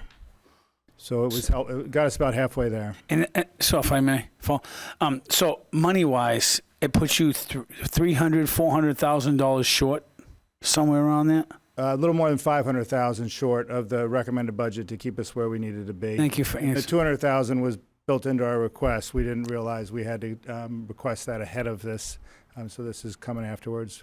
Thank you for answering those questions. Appreciate it. And just as a point of clarity, this is not giving an additional $200,000 to the school department. It's just cleaning up the administrative error, as I'll call it. Are there any other questions for the superintendent while he's up here? Seeing none, thank you. Further discussion on this vote under other this evening. Councilor Cameron. I just have a question. So by doing this, since it was already approved by the budget a week or so ago, this doesn't affect the tax cap at all, correct? It's not going to do anything to that? This would not affect the tax cap vote, no, but this authorization to use this $200,000 has not yet been approved. If the city council did not approve this use, it would in essence be $200,000 less to the school department than what we've already authorized. Councilor Vincent. Thanks again. Just a point of clarification from the superintendent that we never went over the tax cap. We took money from fund balance in other areas to make that up. So we did not go over the tax cap. Correct. That's just I just want to make that clear. Thank you. Correct. Any further discussion or questions of clarification? Seeing none, we will institute a roll call vote for this. If you're in favor of authorizing this use of $200,000 from fund balance to support the school department, school board budget FY26, you'll state by saying yes. If you're opposed, you'll state by saying no. City Clerk, if you wouldn't mind, please call the roll. Counselor Peppin. Yes. Vincent. Yes. Gibson. Yes. Parity Catanzaro. Yes. Michaud. No. Witham. Yes. Goodwin. Yes. Cameron. Yes. Barry. Yes. And the authorization to use the $200,000 is granted. Thank you very much.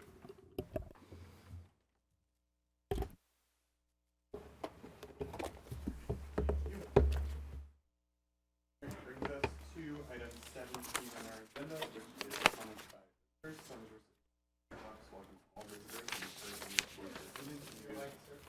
Thank you. Good catch. Oh my gosh, see, I turned it off. Back to the beginning. Brings us to item 17, which is comments by visitors. Somersworth City Council and Mayor's Office welcome all visitors and encourage you to voice your opinions and views at council meetings. In accordance with Council Rules 7-C, a time limit of 5 minutes per person shall be in effect unless the council wishes to suspend the rules. Speakers shall not enter into a debate with any person, the mayor, council members, city manager, or department heads. Is there anyone who wishes to speak this evening? Yes. If you wouldn't mind saying your name and ward in which you live. Thank you.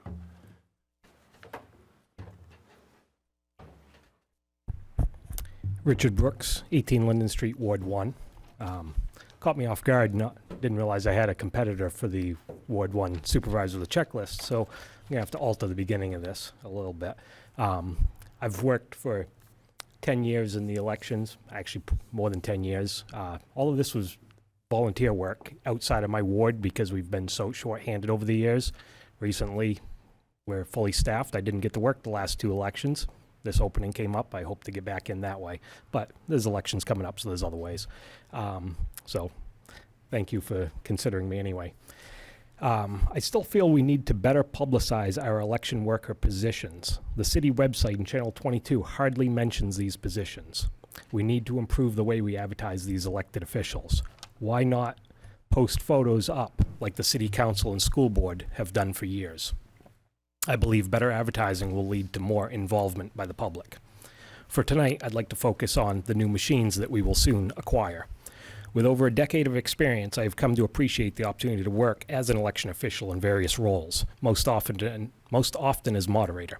I've learned a great deal about our election laws here in New Hampshire and continue to educate myself as changes are implemented. With this experience, I've learned both the strengths and the weaknesses of our election laws.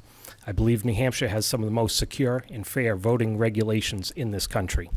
Over the years, I've been quizzed by concerned voters about our voting machines' specific abilities, some asking about internet or Wi-Fi connections, others simply asking how they work or other ballot counting procedures. This skepticism existed long before conspiracy theories of fraud or stolen elections made national headlines. Unfortunately, I can also identify fraudulent actions that could easily be perpetrated. I'll not discuss them in a public realm such as this because I do not want to promote or enable those actions.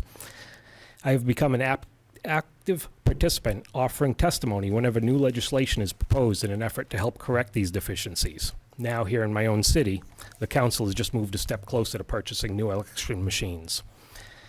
I have followed that process at the state level and even attended the public hearing at the State House demonstrating the various machines, which allowed a hands-on testing with mock ballots, followed by a question and answer session with the representatives for the 3 companies that offered machines to the state, 2 of which were approved.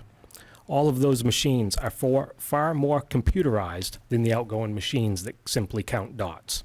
This increased level of technology should raise at least some concern about the potential possibility of hacking. One such example, remember Volkswagen programming their cars to cheat emissions? All that was done without any internet capability. I also suspect voters will have many questions when they see and realize the obvious technology integrated into the new voting machines. I believe our election officials should be prepared to answer any questions or concerns that voters have with these new machines. How can we ensure our New Hampshire elections continue to lead the nation in security? There's a very simple double check that we as a city should consider to ensure our elections are not tainted by these new machines. At the end of the night, election workers must remove the ballots from the election machines for counting. These ballots are a mess and disorganized, so much that it's like playing 52 card pickup, but with hundreds of ballots.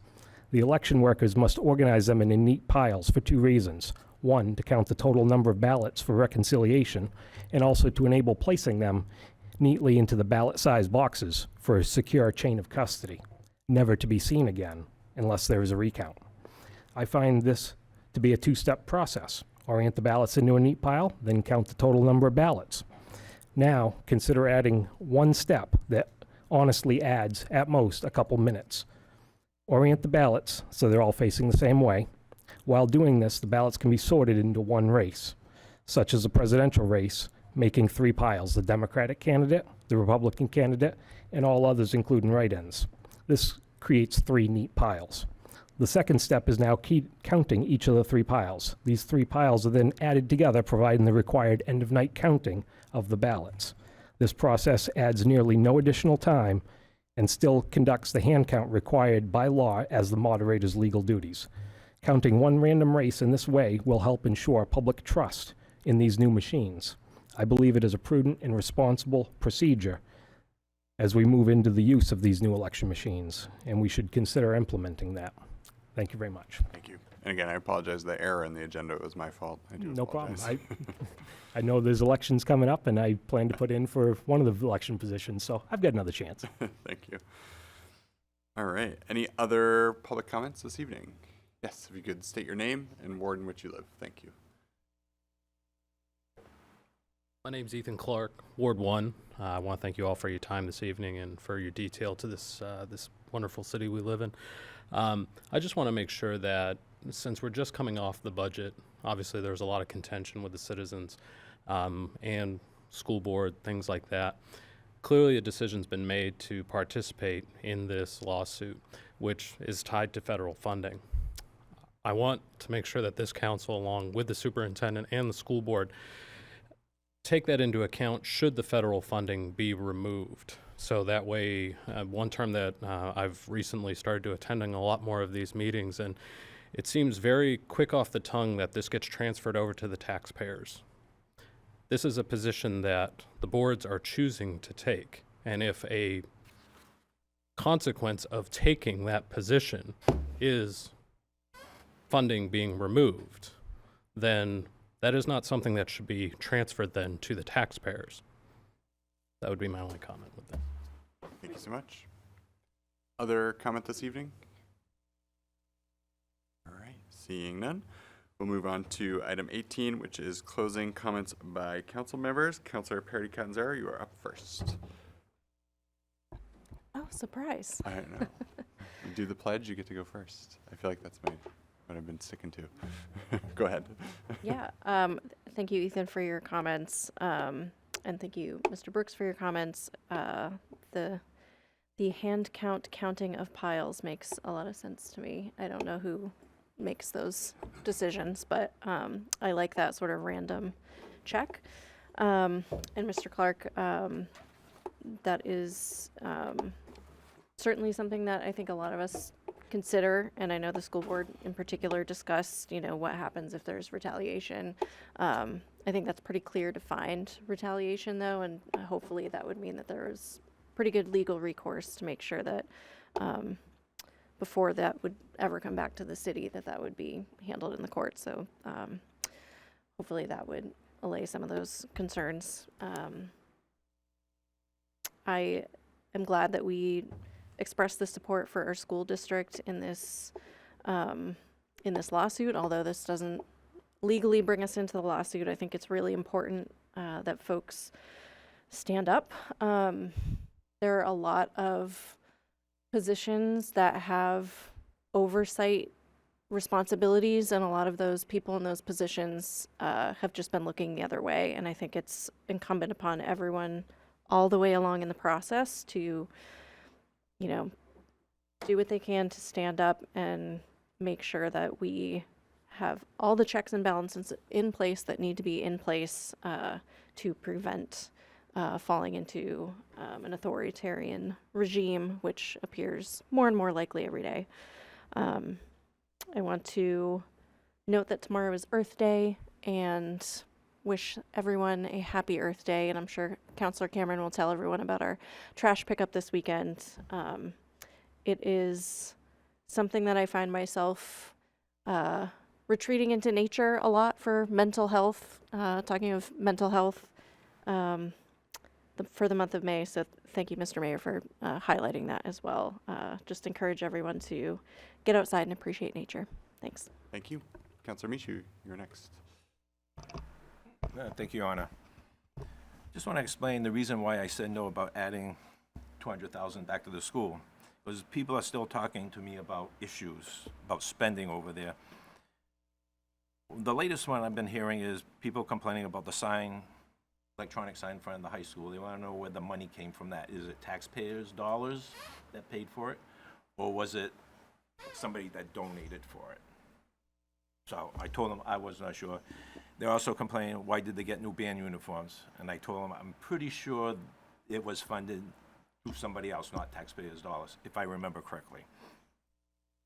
But they also want to know why they got rid of Back Bay for IT services, because they had a contract between the city and the school, and we got a discount, and it was a combined thing. They broke away from it and went on their own, so it's costing the school district more money, costing the city more money. They want to know why they broke away.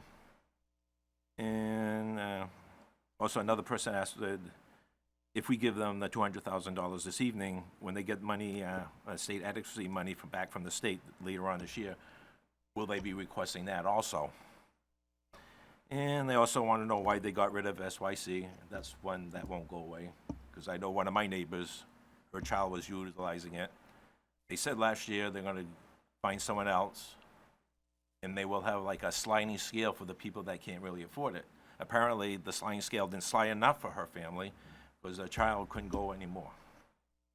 And the one, my favorite one, is why is it going to cost $37,000 to replace the roof on the SAU building? And the reason I'm asking that, because the past month I've been getting quotes for my roof. My roof on my house is probably close twice the size of the SAU building. They're replacing some of the trim that was ripped off of the windstorms that we had this winter. They're replacing the gutters on the back side of my house. And it's only costing me, for that huge building, $20,000. So $37,000 for a building roof half the size of mine, and I'm only paying $20,000 for mine. And, okay, I'm done complaining with the school. Now, we're talking about Washington and holding money back. Well, they want to do away with the education system, send more control back to the state and the local communities. My complaint is they're going to do that, but at the same time, you can't do this, you can't do that. They'll tell you that, but yet, when they say you can't do it, and if you do it, they're going to hold the money back from you. So, which is it? You're going to send back control to us? You can have control as long as we say you can have control. That's another problem. But anyways, I'm done complaining, so everybody have a good evening. Thank you. Councillor Witham, you're next. Help out Councillor Michu a little bit. I don't know about some of the things that you asked about, but the band uniforms and the sign in front of the high school were on the list of things that the school department wanted to get with the additional money from unanticipated revenue that came in later that this council authorized. I remember looking at that list. So those two things do not surprise me. I know that at least the money that we said, let's forward this to the school board, was intended for those two purposes. I can't answer the rest of what you asked about, but I remember those specifically.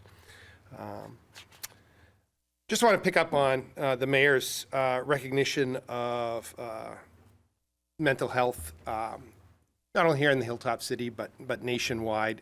The issue is pronounced. I don't know if we have more of it now than we had before. I suspect we do. I think there was a fair amount of mental health issues that were unrecognized, or maybe even undiagnosed is the word to use, for decades and decades. Back in, and I'll be frank, I knew little of mental health. I had very little appreciation for it until about 6 years ago, where there was legislation proposed at the state level to make post-traumatic stress in first responders, firefighters, and police officers covered by workers' compensation. Just given the nature of the work that I do, I was placed on this special Senate commission. And interestingly enough, within 45 minutes of our very first meeting, we determined, oh, post-traumatic stress is covered by workers' compensation. But interestingly enough, the mission of that commission changed at that moment, and it stayed intact now, 6 years running. And the work is on better recognizing, treating, diagnosing, and breaking down. A lot of the work has been around breaking down the stigma associated with mental health and first responders. Huge amount of work. One of the projects over that span of time that I was fortunate to be involved with was the so-called Elephant in the Room series. It's done by a theatrical group out of the University of New Hampshire. And they do this Elephant in the Room series on any number of topics, but they developed a particular sort of mini play, if you will, around the issue of first responder mental health and post-traumatic stress, which remains shown across the state to this day, and is an effort, just an additional effort to break down that stigma. So, we think about mental health in our school-age children, certainly important. We think about it in all walks of life, but I've been sort of working on that at the first responder level, and very proud to do so. And what it's done for me is opened my eyes up to the issue of mental health and the importance of being mindful of that. So thanks for recognizing that tonight. And I'll close on that. Thank you. Happy to do it. Councillor Goodwin, you're next. Thank you. With regard to the lawsuit against the Department of Education, I think it's simple. To those in power who threaten to withhold funding, I am not for hire. The federal government, no government, can or will compel me to act against my values and values of my community. It's that simple. Sure, there could be repercussions, but the worst of the evils is that we lose our rights and our autonomy to make the decisions that we feel are best for our community, and to go against our values. And I think that is the larger of the two risks. And I commend the school board and my fellow counselors for the courage to stand up for our values. I think Councilor Gibson said it well earlier that students, those that are not students of history, are doomed to repeat it, and extraordinary times require extraordinary courage and action, and I think we're in one of those times. So I just wanted to say thank you to the school board and to my counselors for supporting that resolution this evening. Thank you. Councillor Cameron? Thank you, Your Honor. So yes, this Saturday is our cleanup day, citywide cleanup day with all my counselors. We will meet at the high school at 8:45, and I'll give out the supplies that I have, and I have suggested areas for people to go to. And it's just for 1 hour, 9 to 10, hoping to get a lot of trash collected. And I will send pictures to Mr. Babinski after where all our spots are. So I hope to see a lot of people there, and thank you in advance for anybody who's going to come. And Councilor Michaud, I believe, if my memory serves me correctly, on a couple of those issues that you brought up about the school board, about the band uniforms, the sign, I believe they were on a wish list, if I'm not mistaken. And I believe we were told that that's what that was, a wish list, and that the monies were going to go to not cutting teachers and some other things that did end up happening, ending up cutting the positions and acting on the wish list eventually. And we believe also told that SYC was not going to be cut, and it was in the end. So that's how my memory serves me on some of that, but thank you. Thank you. Councillor Barry? I'm going to be a little sporadic today, so please bear with me. I was walking down one of our one-way streets, and when I say be careful out there, please be careful, because if I hadn't looked both ways, I would have been mowed over by 2 trucks that went down the wrong way. And I literally went, "What are you doing?" And they really didn't care that they almost hit us as we were crossing that street. So please be careful. We have a lot more people out walking right now. Look both ways. I don't care. It doesn't matter if it's marked. Please be careful with motorcycles, bikes. They're all out there. It's getting nice weather. Just please be careful. I don't want to hear about an incident like one of our neighbor communities where somebody did get hit. Unfortunately, an animal did lose their life during that incident. So just please take a moment and just make sure it's not red lights, you're going down the wrong way, that nobody walked out ahead because they couldn't tell there was a car coming. Please be careful. One of the other things I just wanted to kind of touch on, there's a lot of uncertainty going on right now, but we had a lot of people in chambers, and I know we had both arguments on both sides. I think one thing that, and it could just be my not knowing about them, is fundraising. And I think we're gonna need to be pulling together as a community and doing a lot more of it, with threats of funding going away, with actual funding being limited. And honestly, I think it's gonna be very dire as we go into a lot more of this as things go. So if there's fundraising, please let me know about it, because if I don't know, I'm guessing others don't know either. It's about getting word out there and other things. So just let's pull together as a community, and if we can fundraise for things that we truly need, let's do it. So that's all I have. Thank you. Councillor Pepin? Yes, thank you. I'm going to go back a little bit in time. I'd like to go back to 9/11 a little bit. And the reason why I say 9/11, to support our police and fire and our military at the time, I don't know if you're aware of it back then, but a lot of people turned around putting lights up. If you were for the military, you put a green light up, you put a blue light for police department, and you put a red light up for fire department to show your support for them. Several years ago, I got a magazine, and it showed how many police officers that were killed in the line of duty. And I can't remember, it was hundreds in the United States, just in 1 year.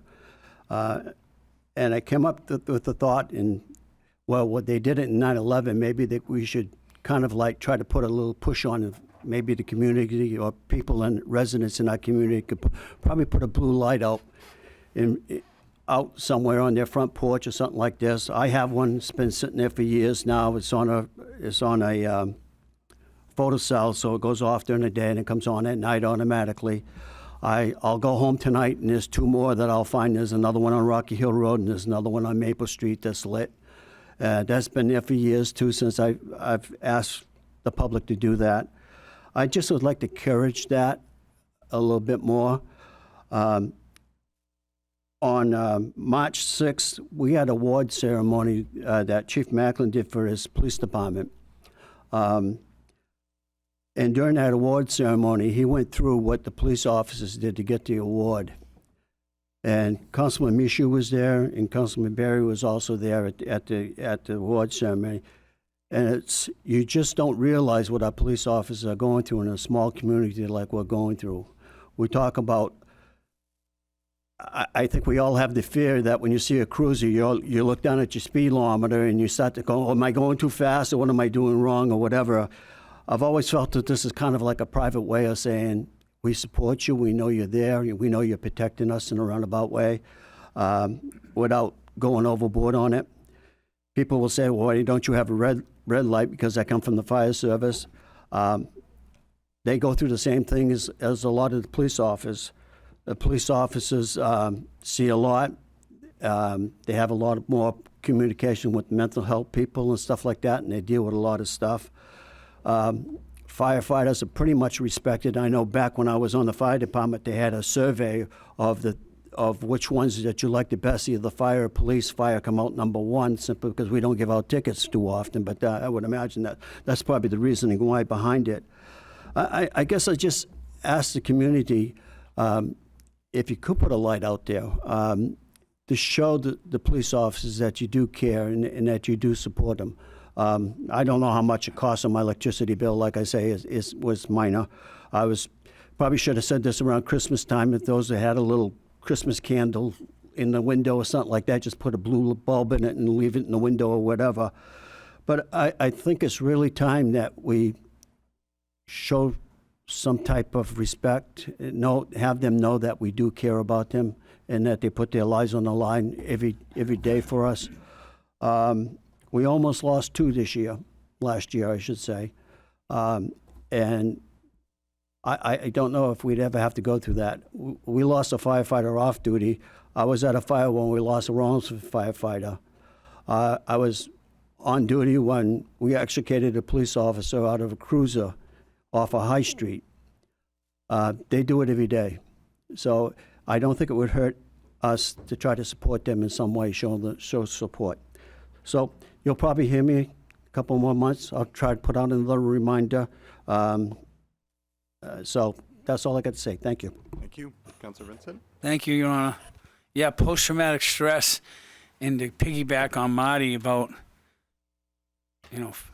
police, fire, EMS, it's real. It's definitely real, which goes along the lines with mental illness. I know that I live with it every day, and some of the things that I know other people in this room do too. And I know that it's real, and it's a struggle sometimes. Anyway, thanks, Deb Evans, for all you do. She did a really good job here doing that, what she did, and her predecessor, congratulations. Deb was a straight shooter, a person that was always straight up, and I really appreciate that. And she did a lot for this community. And thank you. Thank you. And Councilor Gibson? I'll try to make this quick. There's an old saying, I think it's a poem actually. First they came for him, then they came for you, but that didn't bother me. Then they came for me. And that's what I feel like is going on in this country now. It's just a matter of time before they come for you. And we really need to get serious about politics. And I know that's a terrible thing to say, but people continually elect the same morons, and I'll include myself in that, to national office. And it's all because they don't want to lose that little edge they have because of this thing called seniority. We've had examples even recently. Senator, God, can't remember her name now. The California senator that was in her 80s, that they had to convince her to resign because she wasn't there. And the classic example was Strom Thurmond back in the 80s. They had to wheel him into the Senate chamber to take votes. And even to this day, nobody can guarantee that he actually did the votes. But anyways, the only way you fix this country and take care of all the issues we've talked about is to start electing people that truly represent you, and not just because either they're a Democrat, a Republican, or whatever. And I would love to see the state of New Hampshire go to an open primary system. Because the one thing they found in all studies, open primaries promote centralism. People cannot just cater to their base and get on the ballot. And guess what, folks? We all pay for those primaries. Republican Party doesn't. Democratic Party doesn't. the state of New Hampshire and us pay for them. So why are we letting a bunch of party hacks dictate who we get to elect to office? And that's my bitch for the night. Thank you. Yeah, we gotta watch our language, folks. It's in the dictionary. I'm sure it is. There's a few words in the dictionary we probably can't say. All right, moving on. We'll go to item 19, which is future agenda items. We had one which was proposed, which was plaza discussion for economic development. Other future agenda items? Being none, we'll move on to item 20, which is non-public session. We have none. Last item on the agenda is adjournment. Councilor Vincent moves Yes. the council stand in adjournment until the next regularly scheduled meeting, seconded by Councilor Witham. Question for the council is adjournment. If you're in favor, you'll state by saying aye. If you're opposed, you'll state by saying nay. All in favor? Aye. Opposed? All right, we are adjourned. Thank you.